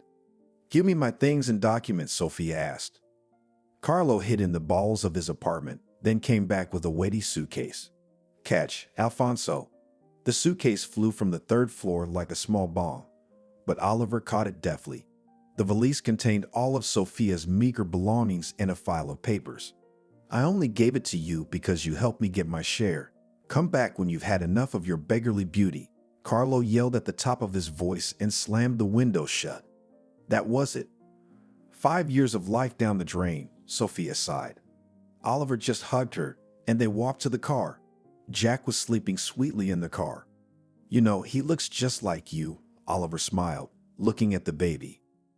Thank God he doesn't look like my husband, Sophia muttered, adjusting the rearview mirror. The main thing is that you woke up in time. Otherwise, you'd have had to hang out in your husband's harem, Oliver muttered. No way. Sophia pushed down on the gas pedal. Over my dead body. 3 months had passed since Sophia had left her husband's house and moved into Oliver's apartment. That's how much time the couple had been given to think about whether or not to divorce. After all, Carlo and Sophia had Jack. The woman all this time tried not to think about further fights for the child and for jointly acquired property. The most important thing was that she was ready to start a new relationship. Oliver had proven himself to be a great father and future husband. They liked to talk in the kitchen over a cup of tea while the baby slept in his new crib. Oliver made the crib himself out of wood. So, what do you say about being in a relationship with an older man now? Honey, first of all, you don't look your age. Second of all, now I realized it's a nuance that has no bearing on life. Or maybe I've grown up. Sophia, I'm so glad I gave up and moved here. I don't regret it one bit. Oliver hugged Sophia and said in a whisper, There is a very good man waiting for you outside the door. What do you mean? The woman didn't understand. Go, open it, laughed Oliver. Sophia, burning with curiosity, ran to the front door and opened it with force. On the threshold stood a panting Selena. You, Sophia rushed to hug her friend. I am, she replied cheerfully. Sophia, I'm so happy to see you. I'm so happy to see you. You can't imagine how I feel when. Okay, let's not talk about the bad stuff, Selena smiled. What was is what was. You tell me better. Is it really all true what my mother told me? That Carlo? Yes, answered Sophia. It's just as you told me. I should have listened to you earlier. You know, I think you should always try things. You don't always have to listen. So forget it. I came to see a happy Sophia, not a smudge. Sophia wiped away her tears and gave her friend another big hug. Even though Sophia had found her true love, the hard road of divorce lay ahead for her and her son. Carlo had changed his mind about his words that Jack wasn't his son.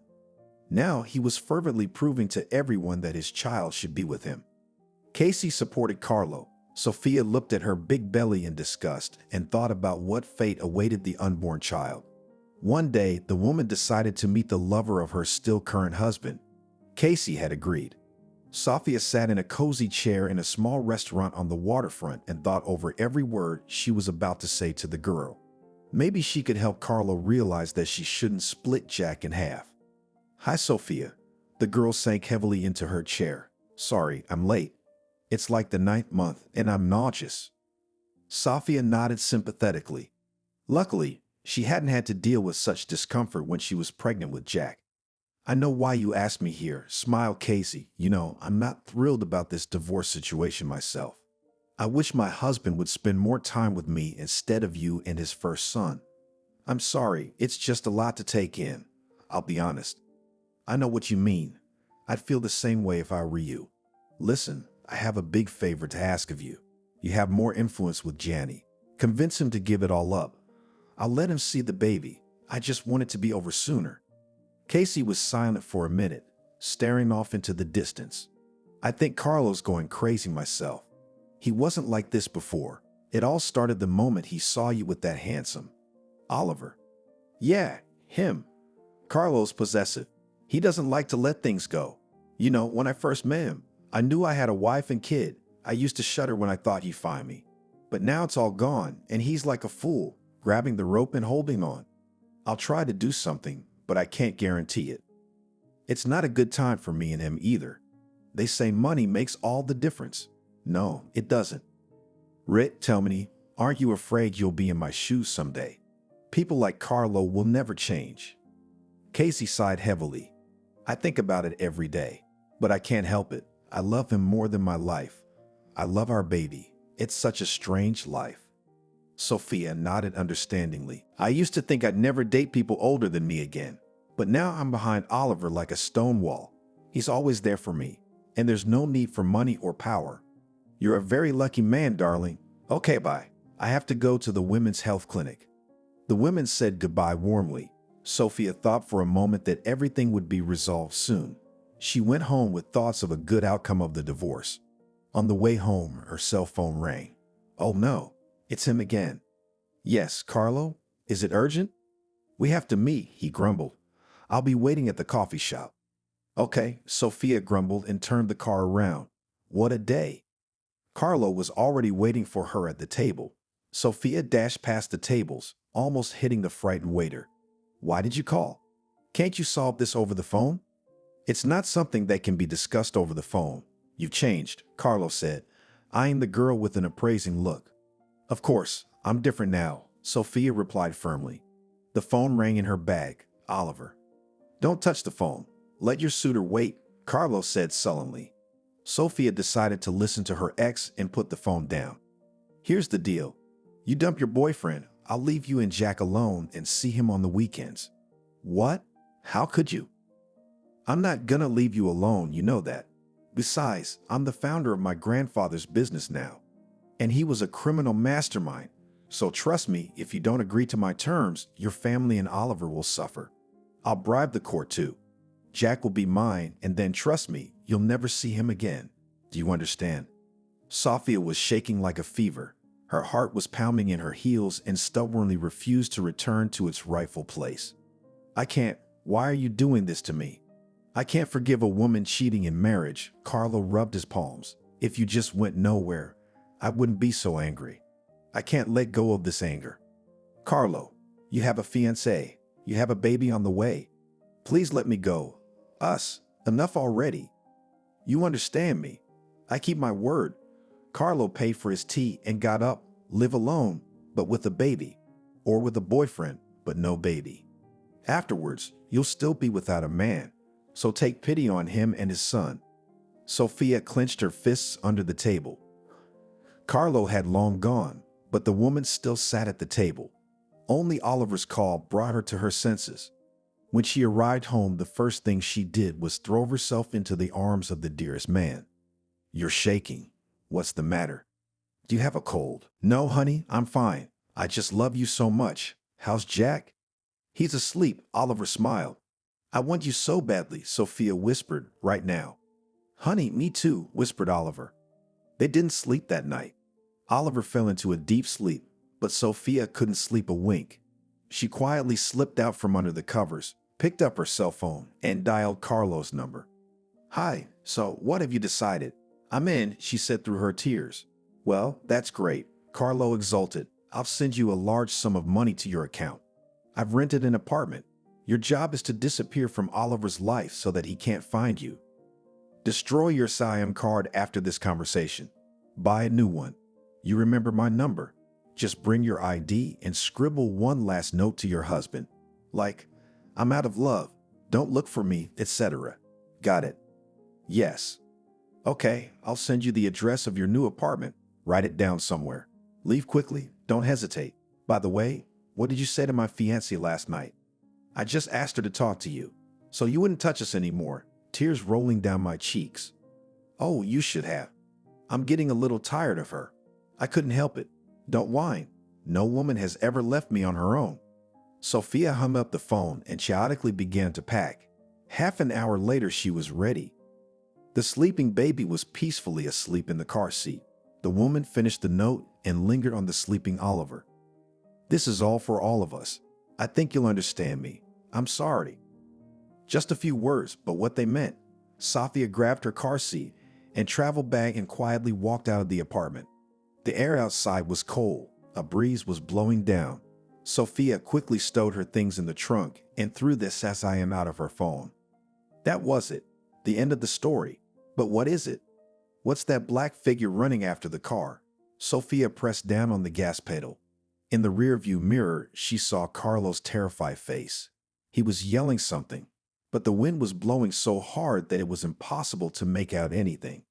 "What do you want from me?" "I did everything you asked," screamed the girl with all her might. In the backseat, Jack wailed in a frantic manner. It wasn't until a few seconds later that Sophia realized Carlo was screaming at her. "Wake up! Wake up!" The woman woke up with a scream. Sitting next to her was an anxious Oliver. In the crib, her son was sleeping peacefully. "What are you doing, Mother?" "You were screaming so hard, I thought I'd call an ambulance." "We love it. You are near," exclaimed Sophia. "Are you really here? Are you real?" "No, I'm a ghost," laughed the man. "What about it?" I had to leave you. He wanted to kill you." "Oh, sweetheart, you must have been watching too many horror movies last night." "What about Jack? I was supposed to pick him up and—" "Honey, you were officially divorced yesterday." Carlo agreed to all the terms peacefully. "You must have been nervous." Oliver kissed the woman. Sophia couldn't calm down for long. But the realization that the dream could turn into a reality did not give peace. They were married in early September. The weather was quiet and warm. From the very morning, the house was in a jolly uproar. Everyone wanted the long-awaited holiday to be remembered by the young people for life. Sophia was nervous from the morning. It seemed to her that everything was wrong. She chose the wrong dress. Her shoes were too high. Her waist wasn't as narrow as she would have liked. "You are the most beautiful bride." Her mother smiled at her. She adjusted her veil and the ruffles of her dress. "Mom, I keep thinking that our wedding will never happen," Sophia said quietly. "My dear, of course you've been under so much stress all this time. Don't be afraid. There's your fiancé standing there." The mother smiled again, hugged her daughter, and walked out to Oliver. He didn't have parents or relatives to support at the wedding, so Sophia's mother gladly agreed to help the groom. Selena stood in the hall. She was visibly rounded.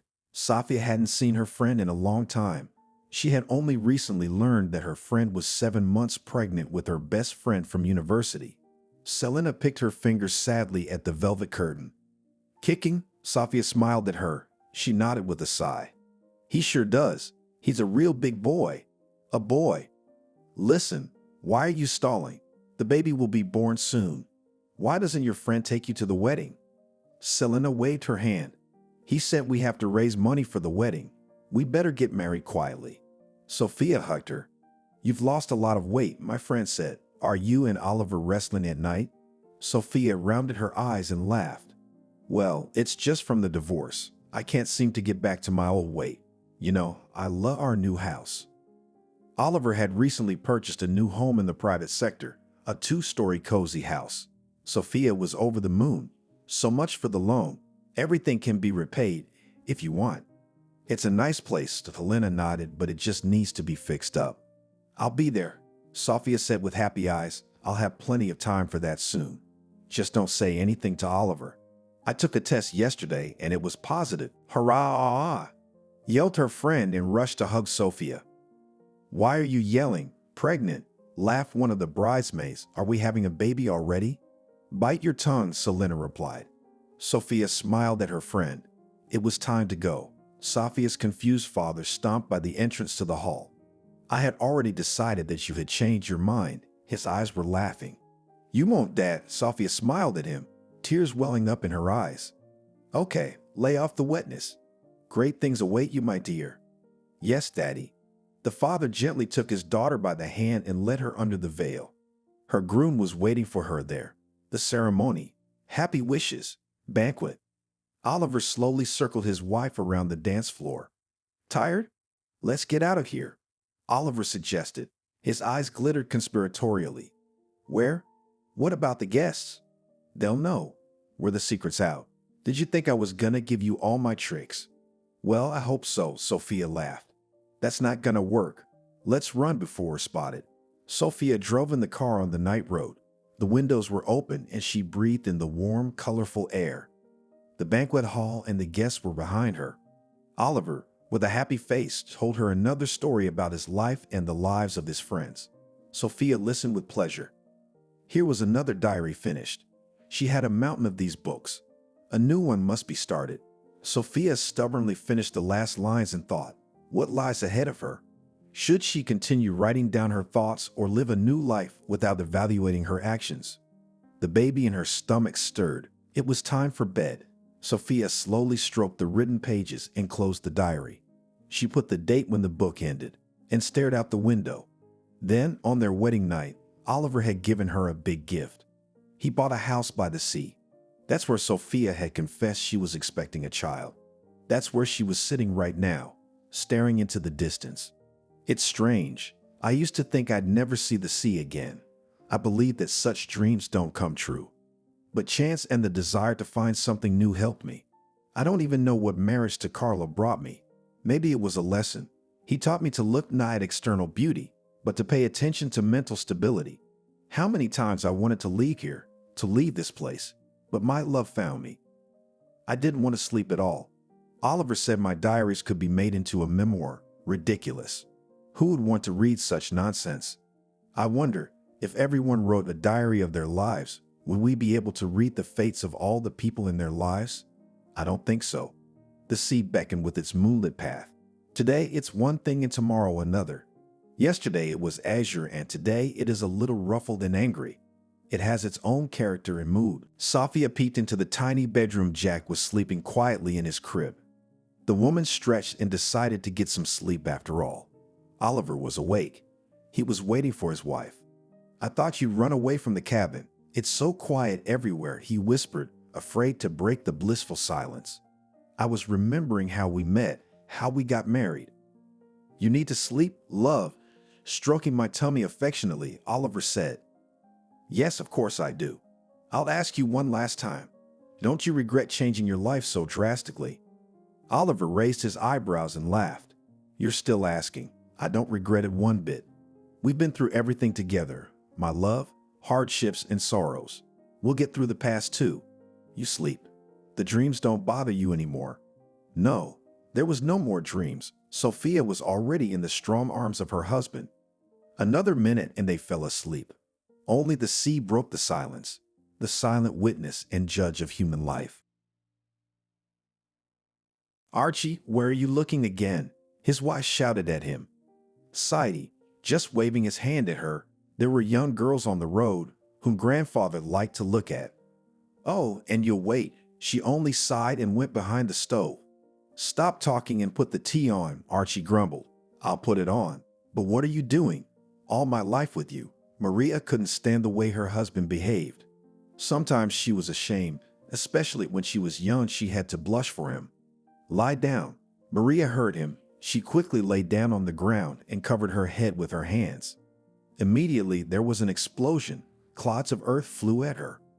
It was impossible to lie down for long. It was necessary to move forward, and suddenly the wounded, they need her help. Alive. She crawled on the ground and turned over the Red Army soldiers. Some were just concussed, squinting, unable to open their eyes. Another was rolling over in the trench. Nurse. Suddenly there was a quiet cry. Yes, sweetie, I'm here. She crawled up to him. What have I got? His face and hands were covered in blood. Now, the doctor will take a look. Everything will be all right.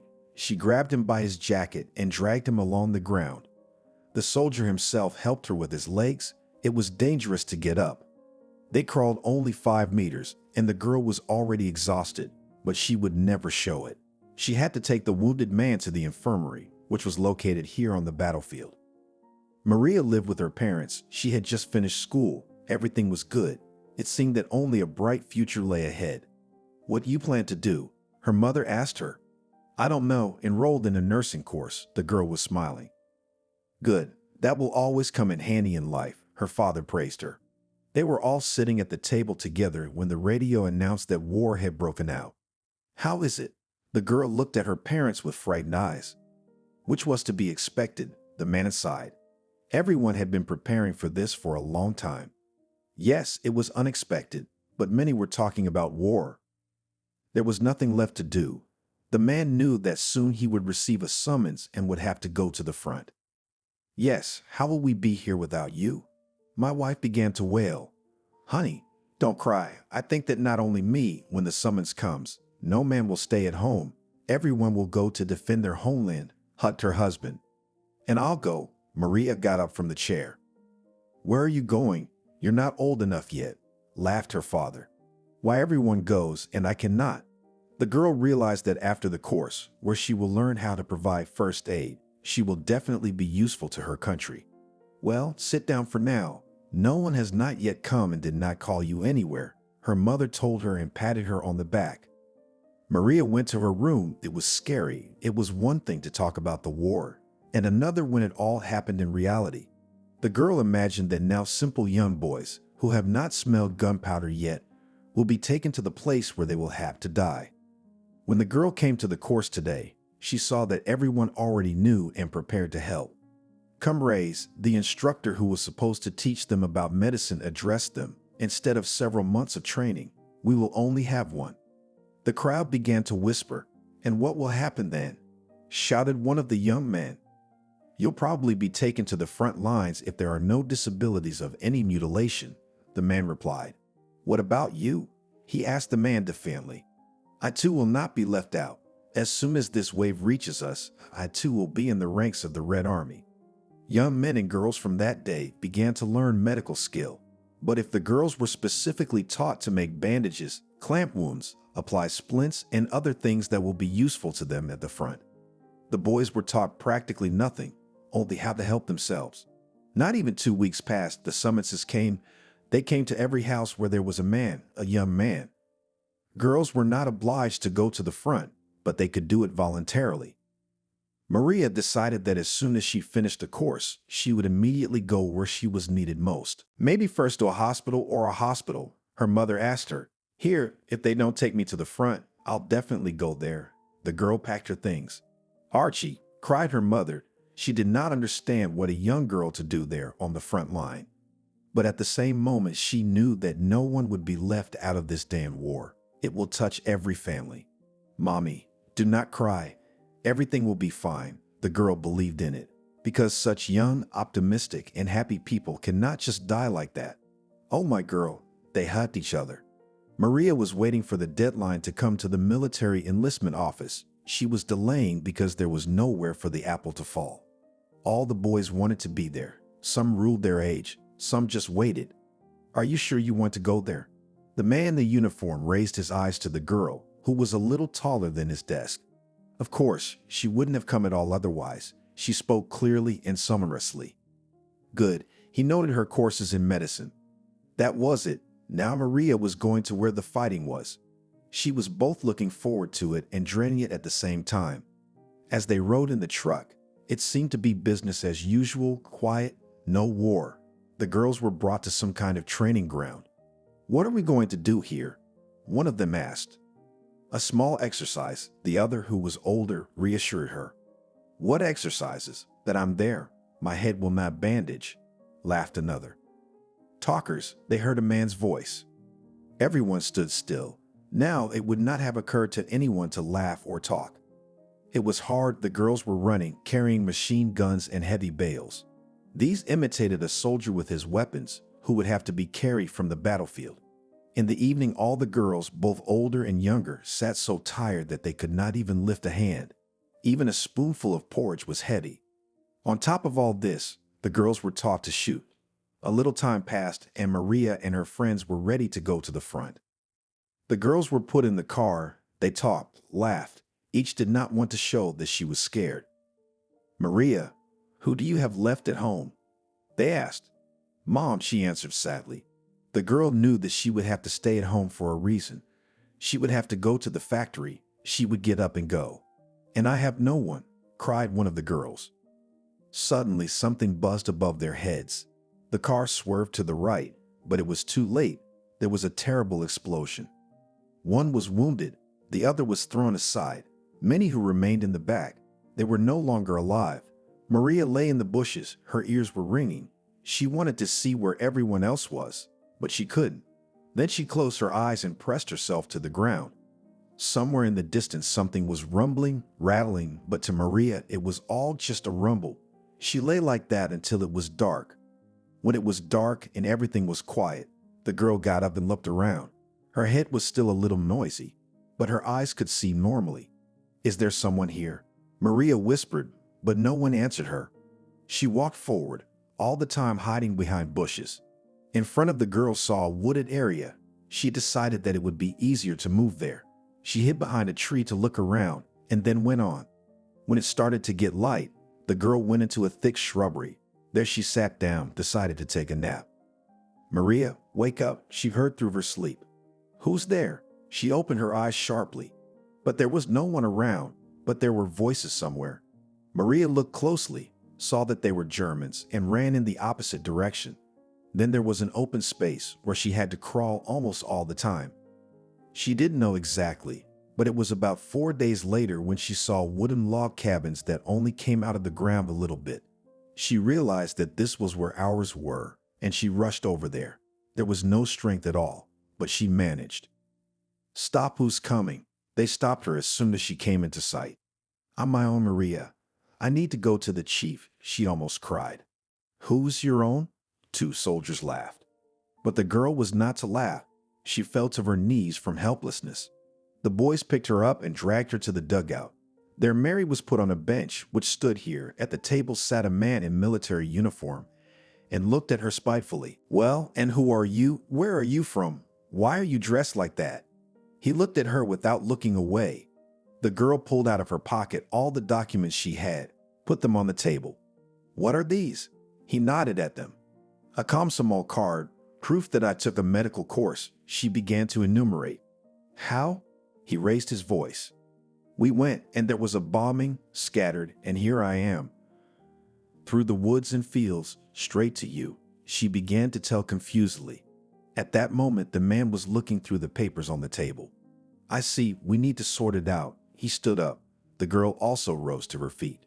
She walked over to the table, picked up a pencil, and started drawing on the paper. There she finished, all the while the military man stood behind her and watched. What is it? He did not understand among the squares and dots that Maria had drawn. This is a village. This is an open space. Here is a forest, she began to explain. The dots are guns, and the squares are tanks. And you memorized all this? He squinted. Yes, she nodded. Okay, I'll take you to my location. But watch for me, he wagged his finger. Thank you, and she slumped senseless.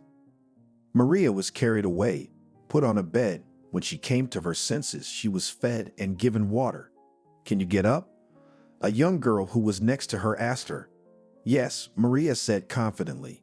She started to get up. She felt a little dizzy, but she stood for a while and it went away. After that, the girl was ready to go into battle, well, of course, her own. The soldiers immediately noticed this little skirted girl. She was here and there, managed to do everything and everywhere. Praise, the senior soldier said to her. Thank you, I'm not trying for myself, but for the country. Maria was so proud of herself when she managed to drag the wounded to the tent with the medics. Sometimes they had to be knee-deep in clay and mud, but Maria couldn't leave anyone there in the field to die. She had to cover herself. She had to carry a huge man and his weapons. Once on the battlefield, she was shot in the leg. Her body was so sore that she almost broke her teeth when she clenched them to keep from screaming. How are you? The surgeon asked her when she was in the tent. Fine. Maria had already given herself a tight bandage. She laid down on the bed to close her eyes for just a moment. Their tent moved around a lot. The girl never once regretted coming here. And now today it was battle again, explosions all around, and she was dragging this poor guy on her back. She felt that he was helping her, but it didn't make it any easier. She was also afraid that he was seriously wounded, and with these movements he would only make himself worse. Help! She saw two men who were very close by. They rushed over, picked the guy up in their arms and carried him into the tent, then came back for Maria. She was covered in blood, but not her own. Maria went up to the surgeon, asked if she needed anything. He just nodded his head for her to move away. The girl herself did not understand what was happening to her. There were so many people like him. She never paid attention to anyone, but here, it's like some kind of attack. She hadn't even seen his face, but she could feel it in her heart. Can I sit with him? She asked when the fighter was moved to the bed. Please, the doctor answered. He had no time to think about it. Maria sat by the bedside, stroking the young man's head where the bandage was. She left when she had to, but she spent almost all of her free time with the man she had brought here. Who are you? She dozed off and heard his voice. Maria, she opened her eyes and looked at the guy who had come to his senses. And I'm Archie. He wanted to smile, but he didn't do it well. Hello, she looked so tenderly into his blue eyes. Were you the one who got me out of there? He asked the girl. Yes, she wanted to pet him again, but this time she didn't dare. Thank you. He closed his eyes. Maria went for water, brought it to give to the fighter. Here, sweetie, drink it. It'll make you feel better. She tilted the iron mug. What are you babysitting me, Run? You probably need it. He took a sip and did not open his eyes. All quiet for now, she said. Archie was on the mend. He could already sit up on the bed. Maria was helping him with everything. And what now? I'll get on my feet. Will you go out with me? Smiled the guy. What date? The war is around, she grumbled at him. So what? You're so brave. We won't lose. He winked at her. Come on, stop joking. Let's go for a walk. She gave him her hand. In a couple of weeks, Archie was as fit as a horse, though he still had a bandage on his head. Shall we go for a walk? He gave her an elbow. Let's go. The girl grinned. They walked a little way to where the ropes with underwear and bandages were stretched. Maria was taking everything off. He was helping her. I'm probably going to be discharged, he said sadly. And what? You'll go home? There are not enough men's hands, she told him. Where are you from? Archie asked the girl. If I tell you, will you come back after the war? She asked. Yes, he nodded. Only then the girl told him where she had lived before with her parents. Why are you so sad? The guy noticed it. I remembered about Mom and Dad, she honestly admitted. There was no news from them. Nothing. The victory is coming soon. We'll come home. We'll live like before, Archie told her confidently. How do you know? She stared at him. I know that our people cannot be broken. He clenched his hand into a fist. It was 44. It had been so long since the beginning. So many people were just despairing, doubting that victory would really come. Maria, what are you with him? A young nurse came up to her. Why? The girl didn't understand the question. Yes, you know, he is still that walker. Not a single skirt will not miss, said to her that whispered. I have not seen. I do not know. She turned away from the girl. She saw Archie looking at other girls, but she didn't say anything. They were just chatting. "What are we whispering about?" He came up to them. "About you," Maria said, and looked at him with a look that made him sit up. "What about me?" He was having fun. "That you are a woman hunter." Maria shook another bandage and hung it on the rope. "Don't listen, they're talking." He furrowed his eyebrows and made a serious look. "Oh, that's it. Go already." She didn't want to, but she saw the way the others were looking at them. She didn't want anyone talking about them. Time passed. The young people socialized. He would come in the evening, whistle. She would come out. Archie would grab her by the arm and drag her to the nearest shelter, and there he would start kissing her. "My darling," he whispered to her. "Archie, don't," he said, and she gasped for breath.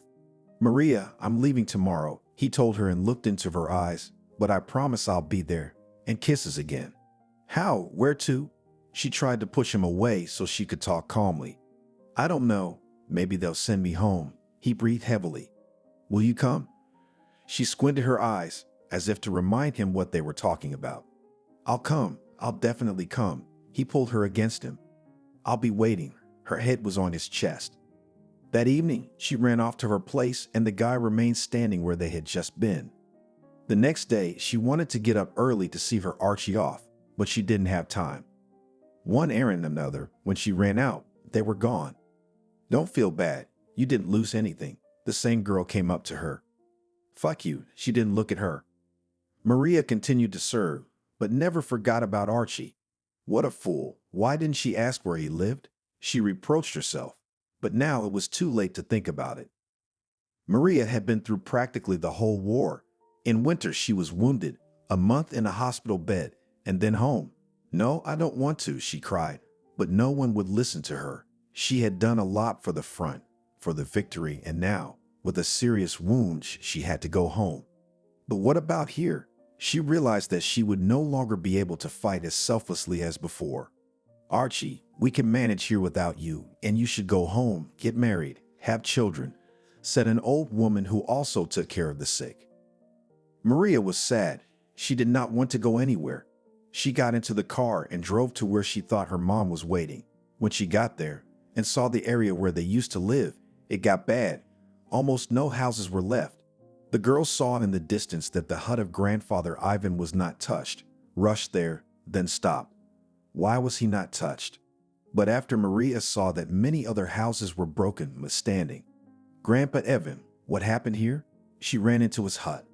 "Oh, Maria, don't ask." He was lying on the bed by the stove. "And mother?" She looked at him with big eyes. "Go to Julia. She will tell you everything," he coughed. The girl ran out of the old man's house and ran to the house of the one who had been close to her since childhood. "Hello." She ran into the porch. The doors were open. Aunt Julia was sitting on a stool near the table. She was looking at one point. Her head was completely gray. "Hello, Maria," she said in a lifeless voice. "What happened?" The girl sat down beside her. "Igor," she showed what she held in her hands. It turned out to be a funeral. Aunt Julia told me afterwards that it was the third. She only had 3 sons, so the war took all 3 of them. "Excuse me, where's Mom?" Maria couldn't help herself. There, she waved her hand behind her back. Maria went inside the house. There was a woman lying on the bed. Yes, she looked remotely like Maria's mother, but the girl did not recognize her. "Mommy," she sat up to the bed. Maria came back. She raised her hand to stroke her daughter's cheek. Tears sprang from her eyes. "What's wrong with you?" Her daughter cried next. "It's okay." She wrinkled her nose. "I can see it's not." Maria pulled back the blanket to examine her mother. Her legs' arms were intact. Then what happened? She crouched down next to her again. "Daddy," the woman cried again. "Was it because of him that you brought yourself to this?" Maria asked. "I did not know it became bad. And that's all. Well, Julia came to visit and would have died there. In your place did not wait for you." The woman kept crying. Maria stopped crying. She wiped her tears, went back to Julia. Maria now realized that these 2 women needed her. So there is nothing to shed tears and longing. We need to live on. Soon the victory. Someone will return. Someone we will never see again. That's life. The girl was only 19 years old, and she was already thinking like that. After that, she went to the place where they lived before the war. Yes, the house was damaged, but it could be cleaned up. Archie would come and we'd fix it up, she said aloud. The girl was determined. She had a lot of work to do. She had to get her mother back on her feet and make sure Aunt Julia didn't get sick. Maria started the household. She washed and laundered everything. Then she took care of her mother. She knew how to do massages. Then she went home and took some herbs that they always had drying in the barn. Her grandmother had taught her how to make potions. Aunt Julia, get up, Maria said every morning. It was not easy for her, but she had to do something to keep the two women alone and bedridden. The spring had been a stormy one. When everything began to bloom, many people began to talk about victory, and Maria believed that soon everything would fall into place. Her mother was already able to move a little. In the morning, she would sit on the bed and Maria would feed her porridge. Julia also cheered up, realizing that it was impossible to bury herself like that. And so May came, followed by the announcement of victory, our victory. People in every corner were celebrating this event.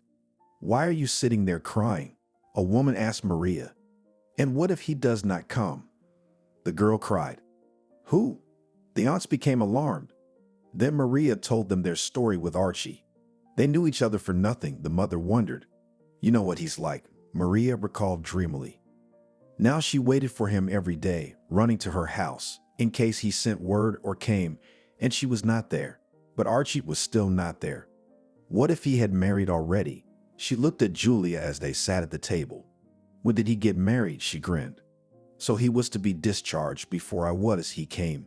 And there are women hungry for men. So he found a wife, Maria assumed. Listen, do not make up, Aunt Julia, though she suffered for her sons, who were now lying somewhere on the battlefields, but already a little even began to joke. Well, I won't talk about him anymore. Marie was sad. The men gradually returned, some without an arm, some without a leg, but most of them looked healthy. The village began to rise.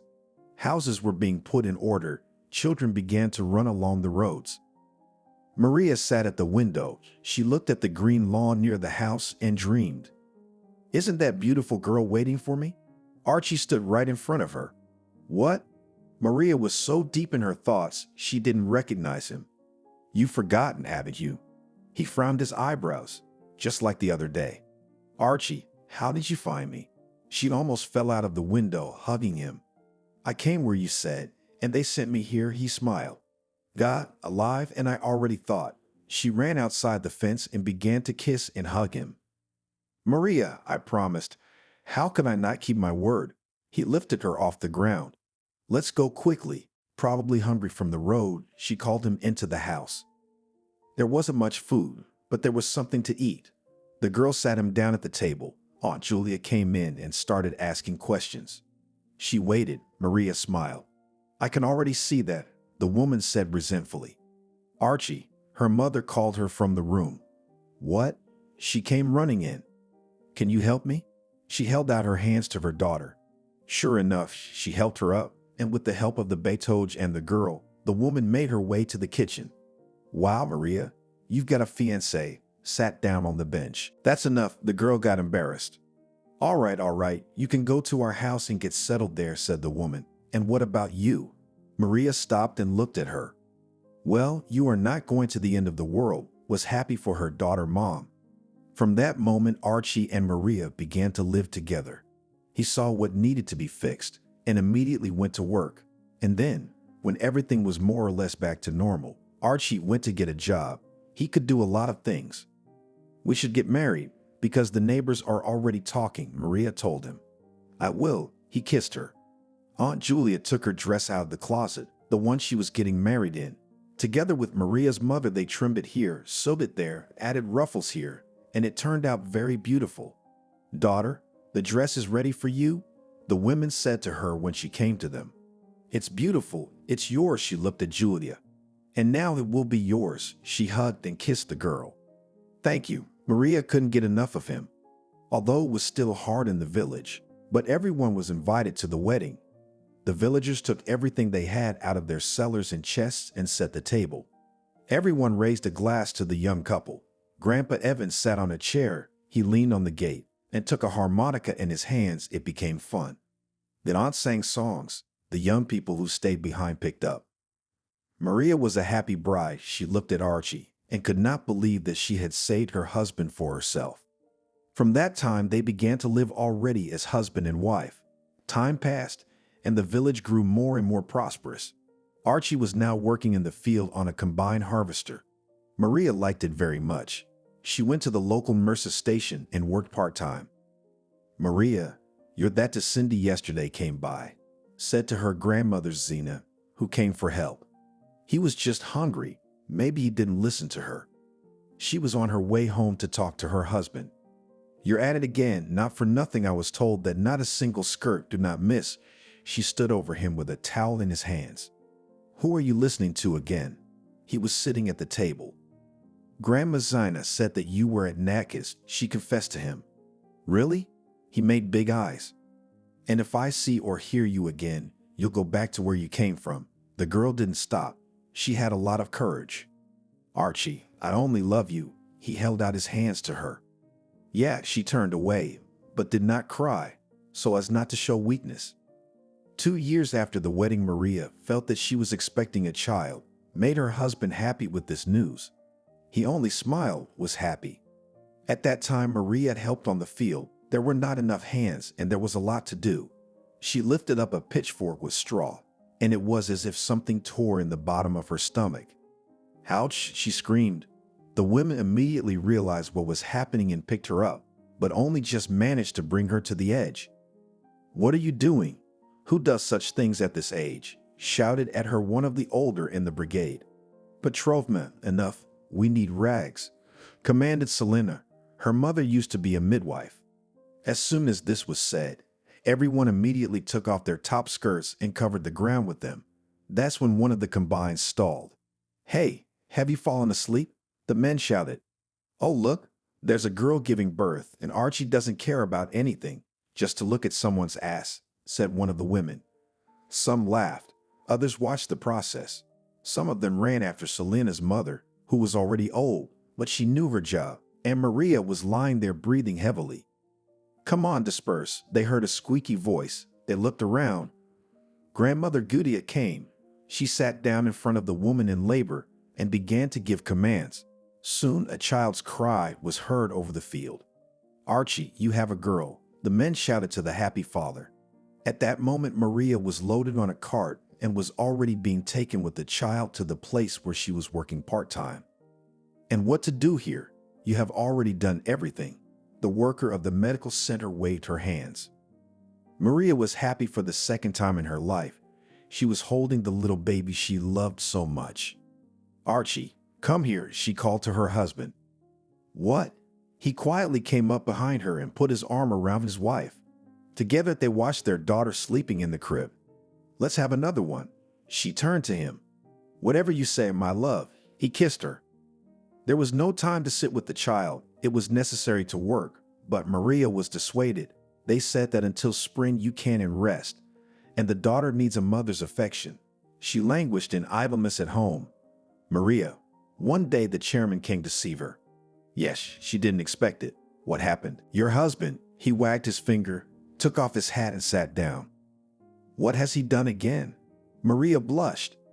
He was watching the milkmaids changing clothes. They saw him and squealed. He wiped the sweat from his forehead. Again sighed Maria. She had enough of such stories. When their men get together, they'll give your Archie a hard time. He stood up and headed for the door. I'll talk, she promised, and at that moment little Leslie came into the kitchen. Her mother took her in her arms and cried. How happy she was with him. But this bad habit of his did not give her peace, in front of all the neighbors already ashamed. Were you crying? He came home. You can cry here? The chairman came. She looked at him. So what? I took one look. He didn't even hide it. What's wrong with me that you stare at them? She didn't understand. I can't tell you the answer to that. I just like it. That's all, he said. When Leslie was 2 years old, her mother was pregnant again. Now no one would let her go to work when her belly was already big. This time she gave birth with the help of all the same Baba Goody, only in normal conditions. This time the couple had an hairberry. Thank you, wife, you've done well, her husband hugged her. Enough already, she jerked her shoulder. There was more work to do around the house. Maria asked Aunt Julia and her mother, who was staying with her, to look after Leslie while she took care of Barry. She should go to a nursery, the women said. But what kind of kindergarten in the village? Once there was a normal one, but after the war only ruins remained. In one hut, the former teacher organized a group, but how many people were in it? As Selena says, so we'll lead it, Maria answered. She continued to work, just like her husband. Maria, I'm going to kill your Archie. Mickey came up to her. He was Cindy's husband and Archie liked to visit her. What again? She sighed and blushed. You shouldn't be hanging around other people's women. He showed his big fist. I'm sorry he's a concussion, but he only comes in to eat, and if Cindy hadn't made him feel welcome, he wouldn't have come in. I warned you the man was getting away from her. Maria couldn't take it anymore. When her husband came home from work, she suggested he move to the city. Are you, mother, fallen out of your mind? How can we go there? He looked at her dumbfounded. Normal. You'll get a job at the factory. Hands are golden. I'm still at home with the baby, she said. And where does this house? He was puzzled. We'll see. While we can go to my brother. She could not find anything else to say. Well, look, you're fearless. He shook his head. I can't listen to these complaints anymore. You'll be killed. And what? I'll be left alone with the kids. She stared at him without taking her eyes off him. Okay, wait a bit. We'll move, Archie promised her. Maria waited, but her husband did nothing to make what she said come true, so she started to find out for herself. She went to Aunt Julia's house. Hello, she entered the house. And good day to you. The women greeted her. They had just gone to the bath and were sitting at the table.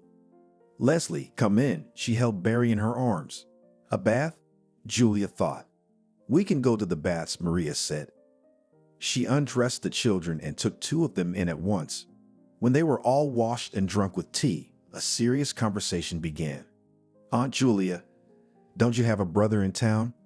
Maria asked. You know I do, the woman wondered. Why the conversation?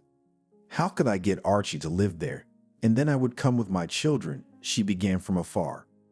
Listen, if he to the factory, he will be immediately allocated housing, especially family, as if she remembered. Well, and if to your brother, at least for the first night, insisted Maria. Of course, let him go. I don't think he will refuse. The woman was sure of it. Well, thank you. Give me the address, asked the girl, and Julia immediately wrote it on a piece of paper. Maria gathered up the children and went home. She was walking past Cindy's house when her Archie came out of the gate. What were you doing out there again? She asked him, and it took him by surprise. Jesus, you scared him. What are you doing here? He was holding his heart. Went to see Julia. Answer the question. She stepped on him. Archie, I was just passing by, and I saw Cindy making pies, so I thought I'd drop in. He justified himself. Would it bother you if Mickey was here? Come on, let's go to your Cindy's house. She put her son in his father's arms and went to the gate. Hello, neighbor. She opened the door. Maria, how are you? Cindy wasn't scared, just surprised. I came to ask you why you feed other men's husbands pies, she said, putting her hands to her sides. Yes, he comes himself, and why not treat? And the woman waved her hands. And what does your husband say to you about it? Archie promises to kill him. Maria looked at her. What's Mickey got to do with it? She looked at the guest. What's that got to do with it? He's your husband, Maria wondered. We're just having tea, she fussed in the kitchen. Tell him that. She turned around and left the house. Her husband wasn't at the gate. He must have gone home with the children, and Maria went the same way. What are you starting? You're embarrassing me for the whole village, Archie told her at home. And you don't embarrass me. The village, 3 people. Everyone knows everything about each other. And he's getting on. She put the kettle on. Okay, I promise I won't come round again, he promised her. Maria lay at night and thought, now they are in the village, she knows everything. And what will happen if they move to the city? No one would say anything to her, and her husband would go out with girls. She couldn't sleep. She kept tossing and turning from side to side. In the morning, she was very sleep deprived. Maria, get up, Archie said loudly. I hear you're up. She stretched and got out of bed. The children were still asleep, and she went to the kitchen to make breakfast. In the evening, she gave her husband the address of Julia's brother. She told him to go and see him over the weekend and find out everything. Mickey did. He agreed with his wife on everything. There's a shortage of hands at the factory. They'll hire you there today. Anthony met him. What about housing? That was Archie's biggest concern. You'll ask there, the man said. When the work week began, Archie had been in the human resources department since morning, waiting for his bosses to be free. As soon as the man walked in there, he stood up and walked over. Hello, and I'm here to see you for a job, mumbled Archie. Okay, write an application, said the man tiredly. And housing? Archie was as simple as 3 pennies. And with this, we need to think, stopped the boss. I have a family, children, added the newcomer. All right, let's go, called them into the office. They entered, sat down at the table, and then some papers were placed in front of Archie. What's this? He didn't understand. Look, I have an old house. If your hands grow from where you need, you'll do everything. You'll live or a hostel, raised his eyes boss.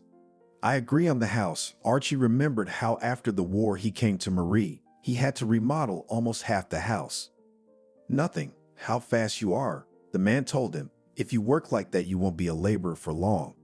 Archie liked being noticed by the man who was hiring him. Now he would do anything to stay here. He had a week to move his family. How could it be so fast? Maria couldn't understand. She was hurriedly packing. And what to drag? Here you have a job, a place to live. Come and enjoy life, he said cheerfully. Maria went to her mother to tell her that they were leaving in the morning. She was only happy for her daughter. You just don't forget, come back, the woman said. I will, as soon as we get settled, and immediately promised her daughter. And what about my brother? Julia asked. And what will he be? Lives, works. Archie did not say much about him. That's how they said goodbye. In the morning, Archie, Maria, Leslie, and Barry were at the bus stop with big bales. Not there. Are you moving? One of the locals asked them, who was also going somewhere. Yeah, to the city. I got a job there, Archie said. That's good, the woman nodded. They didn't talk again. When they got there, they were all tired. What a wreck. Maria looked at the house. It'll be fine, her husband promised her. We'll see, she sighed, realizing that there was a lot of work to be done. Until the weekend, the new owners were doing something, sweeping, washing, slapping. Archie was outside pounding something. His wife didn't say anything to him. She looked out into the yard to call him for lunch and saw him stuck to the fence. What did you see again? She came up to him. Nothing, I'm just looking at the neighbor's property, he said. Maria looked, and there is a neighbor working. Ah, and how is it in their vegetable garden? She asked her husband. He blushed.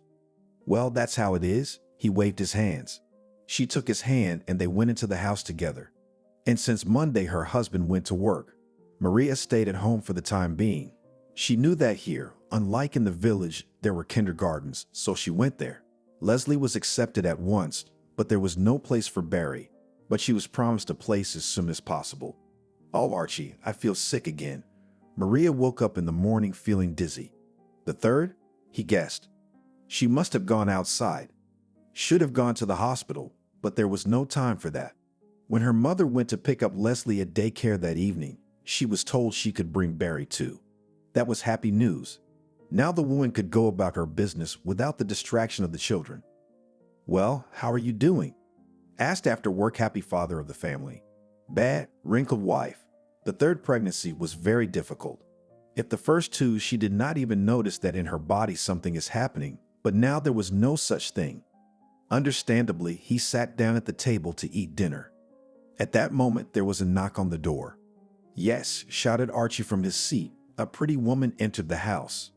Hello, my name's Kathy. I'm your neighbor. I saw you coming a long time ago, but we've never met, she said and took off her shoes. Do you know how to make pies? Maria didn't know what had gotten into her. What's that got to do with it? She looked at her. No, it's just that my husband doesn't eat mine. He likes to bake from neighbors. His wife turned to him. Oh, what are you talking about? Katie was embarrassed. Maria realized that all this is not for nothing. And do you live alone or with your husband? Maria felt bad, but she pulled herself together. My husband went missing in action in '44, the woman said. I'm sorry, Maria realized she was being tactless. "It's all right," smiled the neighbor. She went to the table and put a pot on it. "What's that?" Archie sniffed. "Here, I made dumplings. I wanted to treat the neighbors," she said cheerfully. "So come to us more often with treats so that Archie does not run to you," said Maria. "All right, then we'll be friends." She sat down at the table. No one else nudged anyone else. Everyone sat in a friendly manner. Even the children from the room came in. "You have a lovely family." Katie said goodbye to them. "Thank you, come on in," Maria said good-naturedly. When the neighbor left, the wife looked at her husband. "What?" He turned to her. "Did you like it?" Maria smiled. "No," he averted his eyes. "Archie," she showed him a fist. "I figured it out a long time ago," he said guiltily. "I hope so." His wife got up and went to the children. It was so bad she couldn't breathe properly. A month later, it all started. "Archie," Maria screamed. The man rushed to her. "What to do? We need to go to the hospital, but how?" Then the man ran to Katie. She said she would help. They entered the house, took Maria under the arms, and led. Every step was difficult. "Why didn't you say something before?" Archie was breathing hard. "When I dragged you to the field, it was all right," she said, gritting her teeth and enduring the pain. At this point, Kathy looked at Archie. She didn't know their story, so she was very surprised. "I'll tell you later." He realized what his neighbor was thinking right now. Good. She was having a hard time too.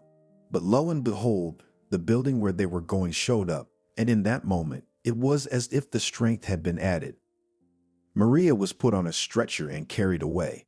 "And you, Daddy, come back tomorrow." The woman in the white coat closed the door in front of the man. Okay, he said, and he and Katie walked back home. So what was the story? She couldn't wait to find out, and Archie told her straight out about meeting Maria. "That's how it was," he said.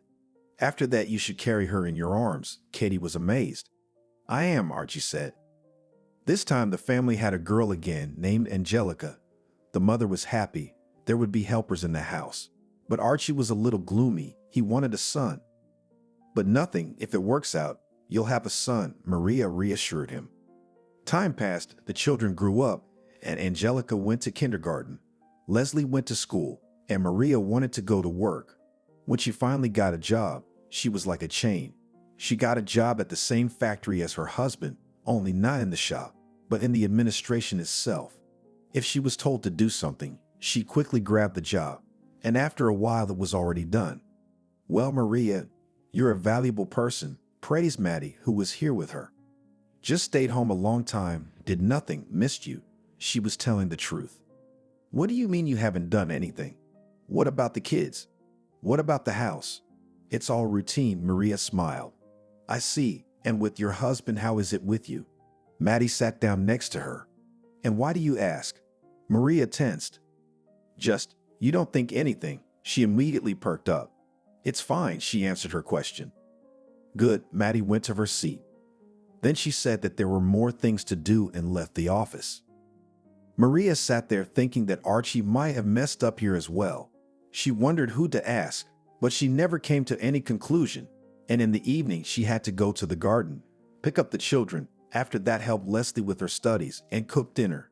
But it was all to Marie's satisfaction. "Where were you so long?" she asked her husband, who arrived 3 hours after her. When the men sat down, he came up to his wife. She heard a smell from him. "What are you doing?" She made big eyes. Yes, they could get together at the table and drink a little, but to have it like this in the middle of the week, it was impermissible. Now the woman was also afraid of what her colleagues or neighbors would say to her. "What's the big deal? A little relaxed," he answered her. "Go to bed," Maria told him menacingly. In the morning, when she came to work, the whole factory was already judging about yesterday's situation. "Maria, did you hear that?" Maddie came over to her again. "About what?" The woman was afraid to hear it. "What did the men do last night?"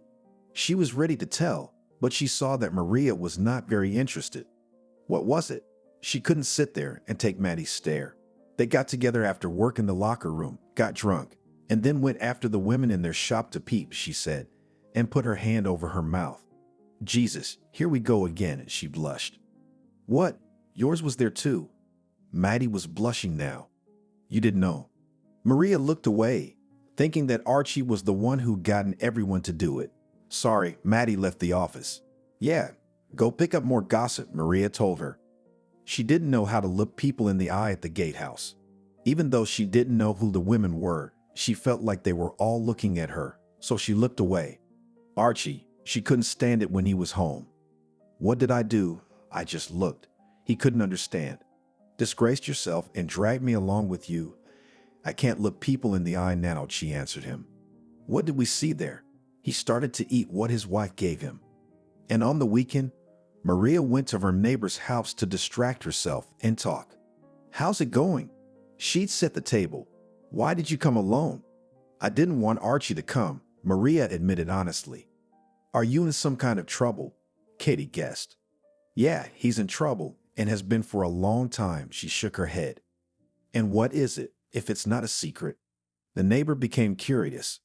You see, he has some kind of mania. He likes to peep. Maria did not raise her eyes because she was ashamed. What's the big deal? Lots of people like to read letters and peek in windows, sat down across from her Katie. He only peeps on women, Maria admitted then. Well, that's not nice, she blushed. Why? Maria didn't understand her embarrassment. Yes, I just thought, sometimes from the bathhouse I go in one shirt, and if he looks uncomfortable as it is, she blushed even more. I told him, peep after me, even when I go to the bath. I leave the window not curtained. But no, he said, not interesting. She again stared at the table. So here with permission and they're not, laughed Katie. They talked some more and Maria went home. The kids were waiting there. After she talked to her neighbor, it felt a little better. Archie was in the kitchen waiting for her. Why are you sitting here? My wife was surprised. No reason, he smiled. Talk, she realized. Everything was for a reason. Maria, the bosses called us in today. He turned away. So what? She realized the rumors had reached there. Everyone was reprimanded, and in public, he knew his wife would find out anyway. It was better to confess himself. Did you get it? She just said it and went to the kids. I wanted to cry. Well, why did she get him so? And again, she remembered the words of that nurse, that in vain she looked at him. But Maria still loved him, and the feeling was exactly the same as when she had sat by his bedside. Children, let me read you a story, she said to them when they were already in bed. Hooray, they shouted with glee. In a certain kingdom, in a certain state, began to read the mother. Archie heard from the kitchen as Maria began the story, realized she would never come out to him again. He too was worried about what was happening to him, but he couldn't help himself when he saw a pretty girl. He continued to work, and Maria kept up. They never went to the factory together, always separately. Maria, until she divorced all the children, only then went to the office. Well, how are your children, friend? Maddie asked her. They had worked together for so many years that they knew everything about each other. Good, Leslie is helping the younger ones with their assignments, the woman said. And her husband? The coworker looked at her like she knew something again. What's my husband got to do with it? She hadn't heard he was involved in anything in a long time. I was just asking. She looked away. Maddie, if you know something, tell me, Maria insisted. I don't know anything. I was really just asking. The woman started to work. She was counting something. In the evening, Maria decided to ask Archie what had happened. She prepared dinner, sat down at the table, and waited for Archie. Hi, he came into the house. Tell me, she looked at him. What? He looked at her. I don't know. What's going on at the factory again? She didn't take her eyes off him. Maria. He averted his eyes. Maria, am I going to be ashamed of you again? She got up and started to set the table. No, he sat down. What then? She put a cup in front of him. We were in the bathhouse at the weekend with the men, so one of them said that he knew a place where you can peek at the women who wash in the next ward. He blushed. Why are you blushing now? You didn't blush then. She sat down opposite her husband again. What am I doing? I'm not touching them. I'm just looking, he said, and he believed that there was nothing wrong with it. I'm not saying anything, but why do I have to blush all the time? She was ready to cry. Don't listen to anyone. He started eating. The kids will grow up soon. If they find out, or at school, what then? She couldn't understand what his craving was. And nothing. He did not begin to explain, because he himself did not understand it. Leslie was already in the final grade. It was necessary to understand that the girl has grown up, will soon build her own life. "Mom, an address for me to make?" she asked Maria. "Of course, I even know a wonderful seamstress," the woman said about her mother. The last time they had visited her was about 3 months ago. The woman was living in her house again. Even then they had talked about it. "Is she sure she'll make it beautiful?" The girl didn't want to fall in the mud. Of course, the woman hugged her. "This weekend, we are going to my mother," Maria told her husband in the evening. "Do I have to be there?" He looked at her. "No, you can stay with Barry and Angelica," the woman said. "Well, why aren't they coming with you?" He wondered, since they were there as a family every time. "Leslie and I are on a business matter." The wife didn't go into the subject. "That's what we decided."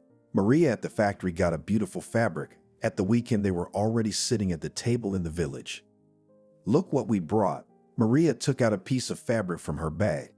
"This will make a very beautiful dress," thought the grandmother, immediately heard to Leslie. "What kind?" The girl was curious.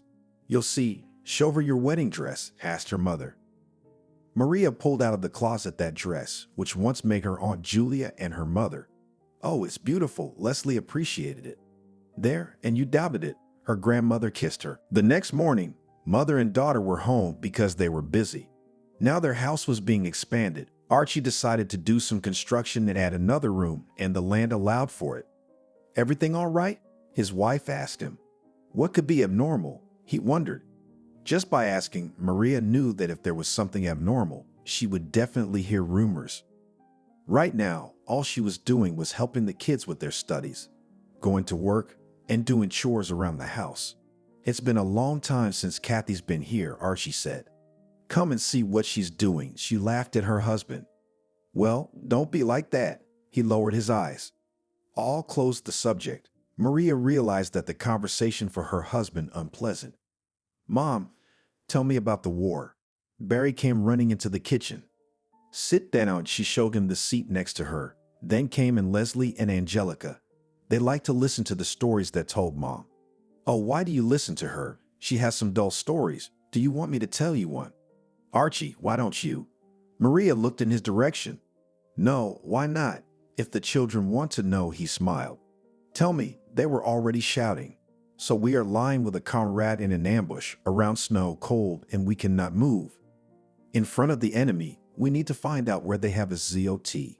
After that to inform their own, and then the battle," said quietly Father. "Yeah, you tell me that you jumped out of the trench and first went to the ZOT to cover their bullets while they do their job," laughed Maria. "Why are you always messing things up?" he asked her. "Why are you messing with the kids?" She took offense as to why he couldn't tell the moment he was wounded before they met. She herself had asked him several times and he wouldn't tell. And now she reminded him of it. "Okay, look," he exhaled. "You're really going to tell me?" Marie couldn't believe it. "I will." He folded his hands on the table. Ready to listen. So many years have passed. She already did not hope to hear that legendary story. "We were sitting in the trench, and suddenly, the offensive. The commander shouted, 'Attack,' and we were shaking, but we couldn't sit, because the order was given not a step back, so everyone jumped out. Only the machine gunners were left, running like fools, yelling, 'Hurrah,' with the commander behind us. It's not clear who was running where, but as soon as the explosion started, so ended our bravado. You know the rest." He was sitting there, not looking at anyone. "Dad, you're our hero," Barry said loudly. "Thanks, son, but I'm no hero," shook his head. Mary felt so sorry for him at that moment. She sat up to him and stroked his head, just like she had at the hospital, kissed him on the cheek. "Even if you are a hero or not, I still love you," she whispered to him. "And I love you." The children saw for the first time how like this, Mom and Dad sit side by side and confess their love to each other. They will never forget this moment, and then they will tell their children and grandchildren. It was graduation time, and Leslie was getting ready for the day. "Mom, and how was your graduation?" asked her daughter then, and Maria remembered that day, but did not say anything. "Good," she smiled. "Hopefully, and we will be fine." The girl was happy, also because of the fact that her grandmother sewed her such a beautiful dress that all the girls should be jealous. After graduation, Leslie was going to enter the institute, which is far from home. Why did you choose this one? Her mother didn't understand. I do not know, just I want to be an engineer, answered the daughter. She knew that the local factory requires such a profession, so she decided to study and then return. And how will you go home? The mother was only worried about that. Everything will be fine on vacation, came up and hugged her daughter to her mother. At that moment, Maria realized how her mother felt when she, even at a younger age, was going to war. Here she was, Leslie going just to study, and she was so worried about her. Well, she kissed her. May you be well. You've got buried before, Angelica. They won't let you get bored, laughed the older daughter. That's for sure, smiled the mother. She was happy that she had such a family, all alive, healthy, loving each other. In the middle of the summer, the daughter left. The mother and father saw her off. Don't cry, Archie hugged his wife. I'm not crying. Maria brushed a tear from her eyelashes. It seemed to her that not long ago she was lying on the edge of the field and gave birth to her, Leslie. And now she was leaving her parents' house. Let's go home. He gave her an elbow and they headed down the road. Again, work, home, kids, every day was busy. So, has yours settled down? She came to visit Katie one day. I don't know. Nobody's saying anything yet. Maria looked at her. She was afraid to hear such talk. As soon as it started, it meant Archie had snooped again. No, don't look at me like that. I don't know anything, laughed the woman. Maria came home. Everything was quiet. She went to bed and wondered if it was the calm before the storm, and she was right. Barry, isn't Daddy home yet? She asked her son. No, he shook his head in the negative. It was strange. Maria had been a little late at work today, filing reports, but she hadn't seen him at the factory either. She cooked dinner, fed the children. They had already gone to bed, but her father was still not home. Maria was worried about what might have happened. She threw on her coat and went to Katie's. No, she didn't want to find her husband there, just wondering where to look. What are you doing up so late? Her neighbor greeted her. Archie still hasn't come home yet, Maria said excitedly. Come in. The woman let her in. What to do? I don't know what to do. She sat at Zoya's table and drank tea. Maybe we should go to the factory. They like to get together with the men there? No, to go there, disgrace yourself. And what if they are now in someone's shed, and I'll come hello? Did not agree with her guest. That's right too. Katie didn't know how to help at all. I think if something had happened, you would have been told about it long ago, she summarized. Yes, thank you. Maria hurried home, in case her husband had already arrived, and now he had lost her. But when she crossed the threshold of the lady, she realized that no one was here. She sat down at the table, put her head on her hands. Different thoughts went into her head. Maria cried, tried several times to go to bed, because tomorrow morning she had to go to work, but she could not sleep. In the morning, Archie appeared, wearing a torn coat. Where have you been? His wife ran up to him. His odor was so pungent she couldn't even understand what it was. I'm sorry, my dear. He sank down on the chair that stood there. What for? Answer me. Where were you all night? His wife pounded him on his back and shoulders. Tomorrow you will find out for yourself. It was obvious that he felt bad. Maria realized that both she and her husband had to get ready for work. She went out into the yard, threw a couple of logs into the sauna stove to warm up the water a little, and then sent her husband there. He did not say anything, went quietly, washed himself, but that strange odor still did not go away. After that, his wife gave him new clothes. Then Maria woke up the children, sent them to school, and went to work, where her husband had already gone. Maria, you are called to the assembly hall, ran an excited Mighty. Do you know what happened? The woman wanted to be a little prepared for what was coming. No, I was just asked to call you. Her eyes were running. Don't you have to be there? Maria realized that her colleague knew something, but didn't want to talk. I'll come back later, she said. Maria walked on wobbly legs to the place where she was called. She sat down in a chair. There were already a lot of factory workers here. The boss came on stage, greeted everyone. And now I will ask to come out those for whom we are gathered here. Maria saw that a policeman was sitting near the stage. Everything trembled inside. 3 men came through the door, Archie among them. All of them walked with droopy heads. The man in uniform stood up. These fellows had had too much to drink this night and were disorderly in the streets, he began to say. What were they doing? A question came from the audience. They were looking into the windows of the first floors, loudly discussing what they saw, and then singing songs, explained the representative of the law. And then, everyone was interested. The patrol car took everyone to the sobering up center. As soon as he said these words, the hall was filled with gasps. Well, why are you silent? Comrades, are not you ashamed to look in the eyes of your colleagues? He turned to the three men who stood in front of everyone.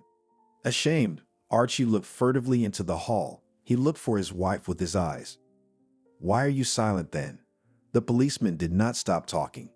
We apologize and promise not to do it again, one of them said. All this is good, but you get a strict reprimand one more such incident, and you will no longer work at this company, took the word of the chief. The trio stood with their heads down. They had nothing to say. I also know that the wife of one of you is present here. Please stand up, the policeman asked again. Maria's cheeks flamed. She couldn't get off the seat. She was so uncomfortable with the whole thing. Well, where are you? His eyes ran around the hall, looking for a woman. It's me, hello. Maria finally stood up.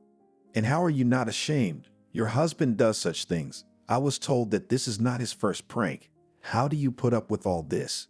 He began to reprimand her like a little girl. I'm sorry, I didn't know. I was at work. She looked down at the floor. If this happens again, measures will be taken, the policeman said sternly. I understand you. She was ready to fall under the ground, just not to listen to all this now. Maria went to her office. The workers who passed by whispered something behind her back, but now it didn't matter.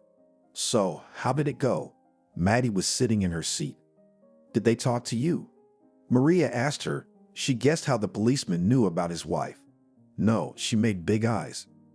Good. Maria left the office. She was disgusted to be here. Now the feeling of shame was so strong that she just wanted to write a statement and not to appear here ever again. In the evening she came home. Her husband was already there. I'm sorry, he was sitting at the table. What are you talking about? You swear to me every time, but you repeat nonsense. And every time it brings more shame, she began to shout. I don't know why this is happening, he shrugged. How old are you? Think about it. You went through the war, you have medals, and you do this. She sank down beside him without strength. Honey, I promise. He sat like that. He didn't move. I don't care about your promises if you can't keep them. Think of your children, what they think of you. She spoke almost in a whisper. I understood. Archie didn't know what else to say to his wife. Mary came home from school once again. Mom, I've got something serious to talk to you about. He stood in front of her. Okay, talk. She looked at her son. He was as handsome as his father. I have decided that I will continue to study at the school. I want to become a military man, like Dad. He shocked her. What are you, son? She hugged him and cried. Why not? The boy didn't understand. Do you know what discipline is like there? She recalled her courses before she got to the battlefield. No worse than what you and your father went through, Barry said. The mother realized that her boy had grown up and now had an opinion of his own. Fine, do as you see fit. She was proud of the boy for making that decision. The year passed quietly. Archie got home on time every day. Maria thanked him to herself for that. Barry was preparing to enroll. His desire hadn't changed. Am I going to be alone with you? Angelique asked. What will that change? Her mother hugged her. It will be boring, the girl said sadly. Everything will be all right. The woman always supported her children in everything. The summer after Barry left, Leslie arrived. While she was away, the girl had grown up. Hi, honey, how are you? Her parents hugged her. She was fine. She averted her eyes. What's wrong? Her mother didn't understand. Mom, can I talk to you one-on-one? Asked her daughter. Of course. They retired to their room. I met a wonderful man. He looks after me. We studied together. The daughter spoke incomprehensibly. It was obvious that she was worried. It's okay. You're an adult. Maria inwardly worried about her daughter. He proposed to me, Leslie said quickly. That was the end of all dating, of course. She didn't want her daughter to experience family life and everything that came with it so early. He's coming here soon to meet you. She didn't look at her mom. For some reason, she was embarrassed. Good, and we'll meet him properly. The woman was happy that everything was happening in the open. Billy arrived 2 weeks later. He was a tall, black-haired guy. He and Leslie were very much suited to each other. "I'm very happy to meet you," he said to his girlfriend's parents. "And we are too." Archie gave him his hand. They sat down together at the table and started discussing when and where they were planning to get married, how they were going to study, and where they were going to live after that. "The Institute has offered to give us a room after we get married," Billy said confidently. "That's good. So they already have a roof over their heads." Their mother was happy for them. "We'll probably have the wedding here, if you don't mind," he said. Of course not, but Leslie was going to go back and work at the local factory, and now her plans haven't changed. She asked the young man. "No, I don't mind if they take me," he said, blushing. "What's the big deal? Two young specialists with higher education. Why won't they take me?" The woman was surprised. "Archie, what a good man our daughter got," she said to her husband in the evening. "Yeah," he was looking out the window. "What, he saw young girls?" Maria realized. "Sorry," he pulled the curtain. "You need to heal. That wound has messed up your brain." She went over to him. No matter what her husband did, Maria couldn't blame him. She loved him so much she could forgive any offense. She realized that soon they would probably be grandparents, but that was only good news. Barry was writing letters saying he was doing well. Leslie and Billy were getting ready to get married. Angelica was in school. Everyone seemed to be doing well. Archie hadn't done anything like that since the sobering up incident. Now he liked to sit by the window and look out at the street. "You know what I think?" Maria sat down with him the other day. "What?" He turned to her. "Billy and Leslie will get married, go away to study, and when they finish the institute and get a job at the factory, we'll get them this house." She put her head on her husband's shoulder. He did not understand. He looked at his wife with surprised eyes. "Angelica will finish school by that time. She will enter. She will leave us. What are we going to do here?" The woman spoke and looked at the wall. "Where will we go?" Archie still didn't understand her. "We'll go back to the village. You know, it's nice there now," Maria said. "I don't know. We'll live to see it." He turned back to the window. His wife got up and went to see what her daughter was doing. Maria was home that day. It was a day off. Billy and Leslie had gone to pick out rings. Angelica was in her room. There was a knock on the door. The woman got up, opened the door. It was the letter carrier. Maria tensed. One doesn't just knock on doors. One just drops it in the mailbox. "An urgent telegram for you." He put a sheet in the woman's hands. She read it immediately. Her legs felt weak. "Thank you," she said, and closed the door. Maria then walked to a chair and sat down. What happened? Her husband came through the door. He met the mailman. As if someone had hurt me, she handed her husband a paper that said her mother was dying. "Let's go," Archie said confidently. That same day, the whole family, including Volodya, arrived in the village. "Mom," Maria came home. "It's over." The woman barely spoke. "What are you saying?" cried the daughter. "Sorry," the woman also cried. "Grandma." Leslie and Angelica hugged her. "Ah." She didn't say anything, just looked at Billy. "This is my fiancé, but it looks like the wedding won't be for a while yet." Leslie couldn't hold back her tears. "I've been waiting for you," the woman said. "Where's your medicine?" Maria asked. "Over there," pointed her mother to the nightstand. Maria went over and looked. There was nothing there that could help with her illness. "Mommy," she sat down directly on the floor by the bed where the woman was lying. "Let's go to the hospital." "No," she shook her head. "I want to die at home." They spent 3 long days here.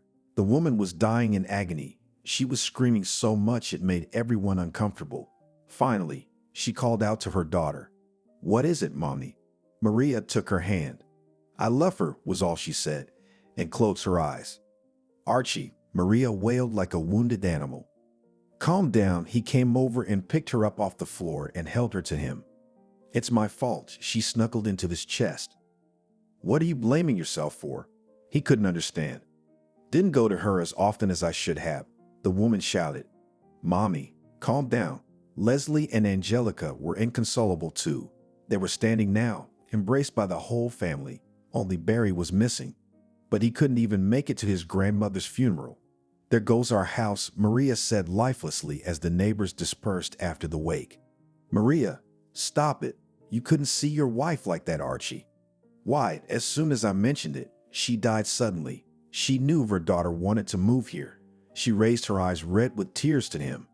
It's okay. Mom loved you and never blamed you for anything.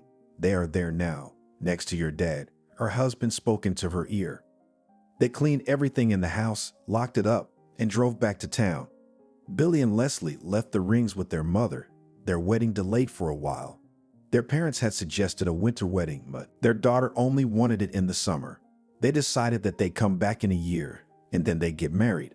Mom, do you remember the dress in which you got married? Leslie asked her. Of course, how could she forget it? Can I wear it too? The girl hoped for a positive answer. Yes, here we'll go to the village. I'll take it. I'll make a new insertion, said the mother. Okay, they hugged. In a week, the couple was going to leave again to study. Now they would see each other only in the new year. Maria was bored. Now all her love was directed only to her youngest daughter. She was in and out of work. She had no interest there. She never spoke to Maddie after that moment. She made some movements towards Mary, but the woman did not react in any way. They only talked about work stuff. The story with the sobering up station was talked about until others failed and got caught in another situation. Then Archie and Maria were forgotten. They began to discuss others. The year went by without a hitch, and then Barry arrived for the vacations. His mother and father were so happy about the surprise. We thought you'd come later, Maria said. I just got here, he hugged his parents. Studying at the military school was not in vain. The son became more responsible. He had grown up. He had become so mature. Maria cried. Finally, they waited for Billy and Leslie. Her mother, as promised, had prepared her dress. The rings were already there. It was only necessary to decide on the place. It was decided to celebrate in a restaurant. Isn't it expensive? Billy asked then. Nothing would be a pity for my daughter, the future father-in-law answered him. Good, agreed the young man. Several people from the village were invited to the wedding. Billy and Leslie's girlfriends and friends. Maria invited Kathy, and Archie invited his few friends. It was fun. The young ones, so beautiful, sat at the head of the table. Mom and Dad congratulated. It was a shame Grandma had not lived to see this moment. Thank you. After the feast, the young parents thanked. What are you talking about? Maria hugged them. Now, Billy and Leslie were husband and wife. They spent a few more days at the girls' parents and went to build their life together. Barry departed as well. It was sad, but the kids were grown and they needed to be let go. Angelica, are you ready for your prom night? Her mother asked her as the years of her high school years passed. Sure enough, Angelica had become a beauty. Her parents were proud of their daughter. Billy and Leslie were to come. They said for good, but Barry was unknown. A young man after graduating from the Suvorov school was preparing to go on. Angelica was irresistible. Her father and mother bought her a dress in which the girl shone. About the same one my grandmother once sewed for me, entered Leslie's house. Her daughter, her mother began to hug her. She hadn't seen her since last summer. The guys were in their senior year, studying for exams, practicing and writing their diplomas. And I'm glad to see you too. Leslie stood in the aisle, not letting her husband pass. How are you? Their father looked at them expectantly. Do you want to ask about the diplomas? Smiled her daughter. What about what? They waited with their mother. At that moment, Leslie let Billy into the house. In his hands were 2 crusts and a bottle of champagne. Hurrah! Threw her hands up in the air at her mother. Of course, everyone forgot about me again, said Angelica resentfully. You what? Nobody forgot about anyone. Came up and hugged her mom. Angelica, don't be offended. We came right away to be on time for your graduation. Her sister ran up. Thank you, she said. Everyone was preparing for the important event in the life of the youngest daughter and sister. There was no room for unnecessary talk. Well, it's time. The father was worried, as if he had never been to the graduation of his children. Let's go. They all left the house. The big family came to the school, where everyone had already gathered.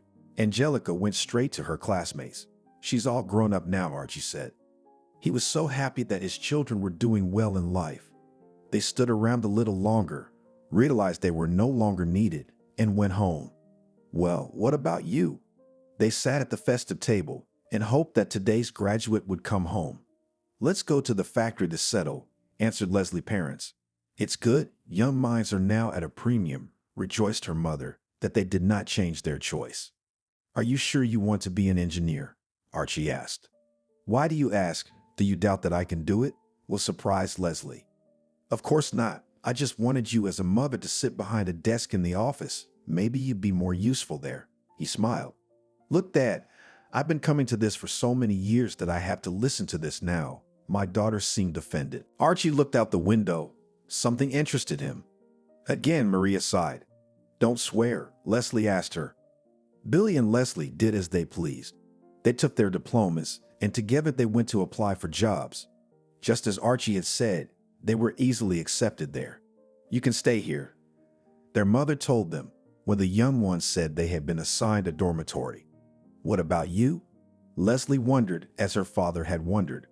We have a little time left before retirement. We will work until we go to the village, the woman said. When you go, then we will move, said the daughter with confidence. Good, agreed the parents. And again Maria rejoiced that she gave birth and brought up worthy members of society. Angelica entered, left the parental nest. Archie and Maria were left alone. Boring sat near the window. Archie. Nothing, will move soon. There will be something for everyone to do, his wife told him. They worked quietly until they could leave. Mom, maybe you'll think about staying. Leslie asked her parents. No, we have already decided everything. In the village, we will be more comfortable. What to do now here in the city? I want to start a farm, to do something. Maria has already set up to leave. Angelica was entering the medical school. She had a couple more years to study. And after that, the girl wanted to come to the village to help the local population. Her mom tried to talk her out of it, but her daughter wouldn't listen to her. Well, why do you force her? We will have a personal doctor, laughed the father. Barry graduated from the military institute. Now he was going to go further up the career ladder. Mother and father were both proud and worried about their son. That's it. It's time. They said goodbye to Leslie and Billy at the station. We'll keep coming, the daughter promised. And so, after all these years, Archie and Mary were back in their village where their life together had begun. The house was strong, of course, for so many years in it, a lot of leaks. There was enough work. The man did not sit idle. And Maria, as she wanted, bought some chicks and a couple of piglets. Well, what are they doing there? The wife came quietly to her husband. You're scaring me. He broke away from the hole in the hen house. You're at it again? The wife couldn't stop teasing him. What? You can't even look?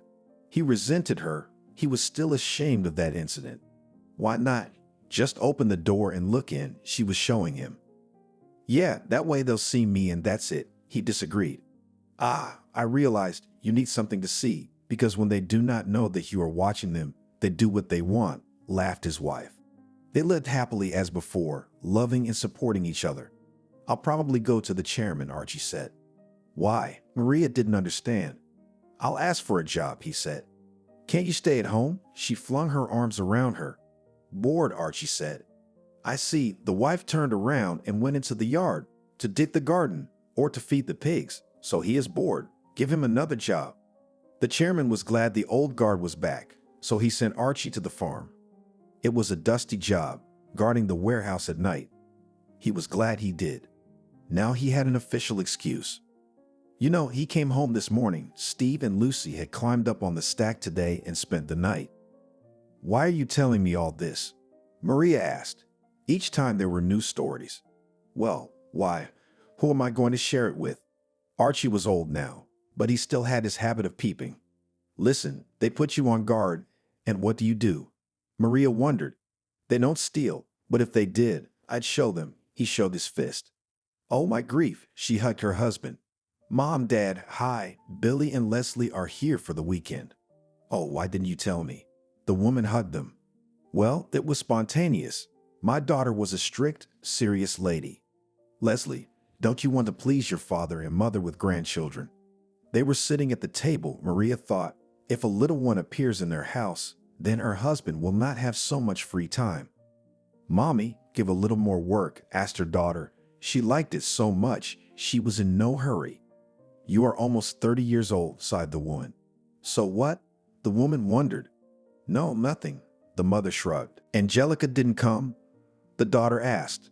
No, she had disappeared in the north, the father said. After graduating from the institute, the girl was assigned there. She did not refuse, and now for several years has been missing at work. She occasionally wrote to her relatives how things were going, where she was, what she was doing, and what the weather was like there. That's all. I see all the fledglings have flown away, Leslie said, tightening her lips. She knew her mother was going to bring up Barry and start crying. The boy was in Afghanistan at the moment. Mother had learned it already from the letters. He did not write when and why he was sent there, just notified on arrival there. Mom don't saw her daughter, her chin trembled. He doesn't write to us at all, Maria said. So it's all right, the daughter took her mother's hand. Yes, a tear still could not stay on the eyelash and rolled down her cheek. Remember yourself. How do you want it to go to the front? Leslie told her. I don't want to. Maria squeezed her eyes shut. Every year she thought more and more about how her mom had felt then. And after all, she hadn't listened to anyone, just did what she wanted. Understandably, the girl got up and went outside. In the evening, everyone went to the bath. After that, there was a small feast, then the night, and in the morning the daughter and son-in-law went back. Mother and father were left alone again. Listen, today I saw the girls going to the disco, Archie said in the morning. How did you get to the club if the farm is on the outskirts of town? I just had a peep, said the husband. Oh, you can't do without your peepers, she laughed at him again. The older Archie got, the crazier his stories got. What are you saying? You've got to amuse yourself, the man answered her. Billy and Leslie arrived once again. The mother looked at her daughter and couldn't believe it. She was pregnant. Leslie, I'm so happy for you, and most of all for me. She hugged her. Mommy, is it too late? Suddenly, Leslie began to doubt. You what? It's never too late. She stroked her stomach. Now the grandparents were expecting a grandchild. They were discussing it one evening when there was a knock on the window. Who could it be? Usually no one knocks. Archie went over to look, but there was no one outside the window. Maybe a branch. Maria came up to him. What branch? I've knocked everything out for a good view. They peered into the darkness together. The door slammed behind them. Maria turned around and almost lost her senses. Barry was standing on the doorstep. It was already a real man. He was in military uniform, gray hair on his temples. His mother realized that it was not from age, but from what she had seen. Barry, she rushed over to him. Son, he's back. Hello. His father came up to him. It's been a long time since I've been here. Barry looked around. Sit down, you must be hungry. His mother pulled a chair over to him. Thank you. He sat down heavily. So tell me, what's up? The father looked at his son and couldn't believe that they were so old, if their child was so mature. Everything's fine, we're serving, just smiled at him. Wife, kids? Archie didn't know what else to ask. Yes, nodded Barry. How so? His mother almost dropped the ladle from his hands. I didn't write because she asked me to, said the son. Why aren't they with you? The woman got worried. They'll come tomorrow, he promised. Oh, so much good news lately. If only Angelica would come, we could die. She set the table and everyone sat down. Barry talked about his life. What was going on? His parents hadn't seen him in 6 years.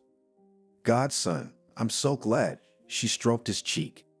In the morning, a pretty brunette came into the house, and with her a boy who was about 5 years old. Hi, my name is Baba Maria. She sat down in front of him. Harry, he smiled. Grandson, she pressed him against her. This is Sveta. The son introduced his wife. Here is a spy, married for so many years, has a son, and hid everything. His father wagged his finger at him. The guests stayed with the old men for a while and went to their garrison. Barry promised that if possible they would come and bring their grandson. Archie continued to keep watch over the farm, though Maria was already thinking that the chairman, in order not to offend him, had invented the job on purpose. He saw today how the boys seduce young girls, scat them. Archie told me again. Listen, I've got news for you. I had a telegram in my hand.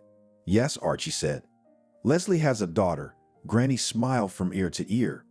That's a joy. Grandpa clapped his hands.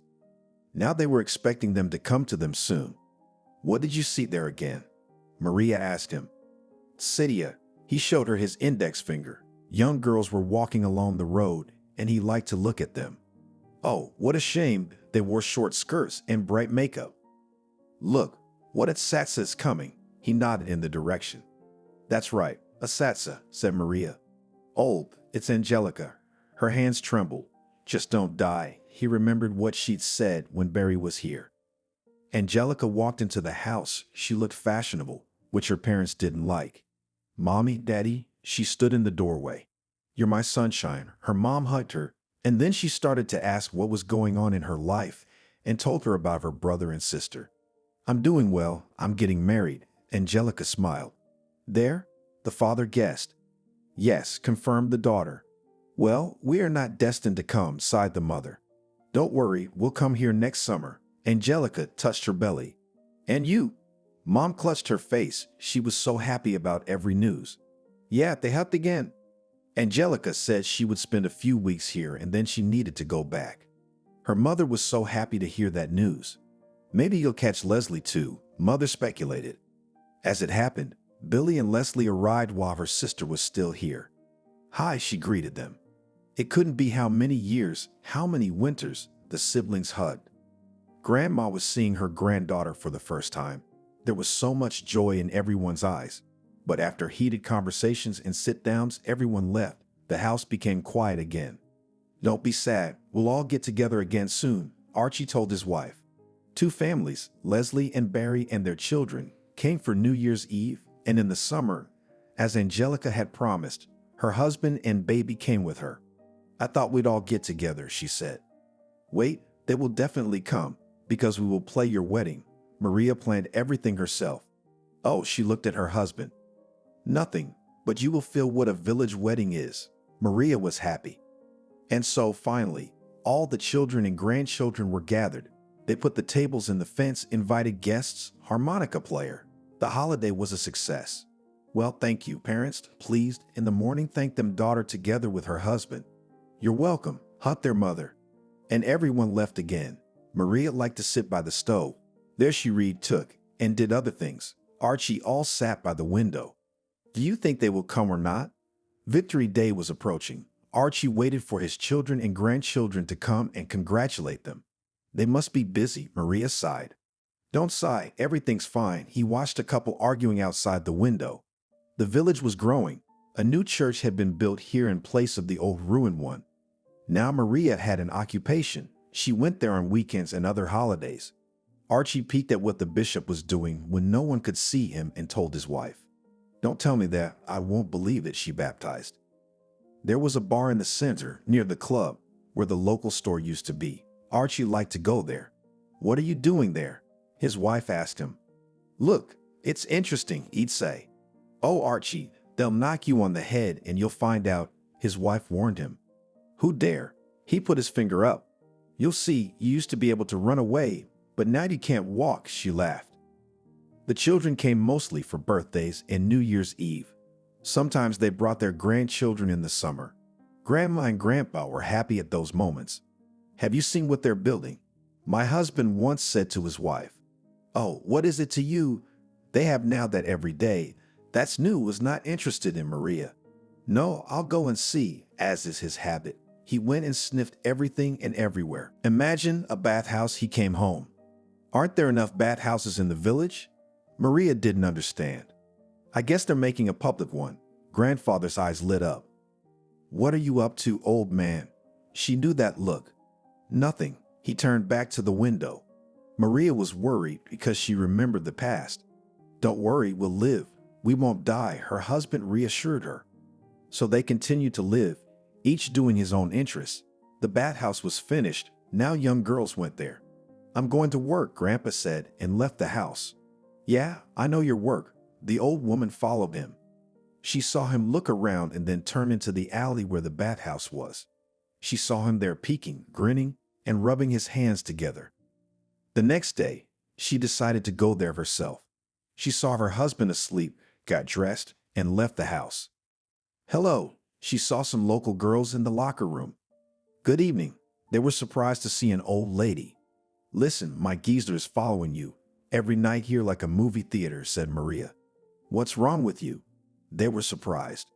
I proposed to teach him a lesson, and she told them the plan. As you say, the girls stood and laughed. The next time Archie said he had to go to work, Maria waited until he left because she knew where he was going anyway, and then quietly went to the same place. She went in on the other side, and so her husband wouldn't see her, winked at those inside. They understood everything and started to turn into reality the plan of Baba Maria. "Oh, I wish someone would come here to steam us," said one of the girls. "Yes, but not a woman, but a man," said the second.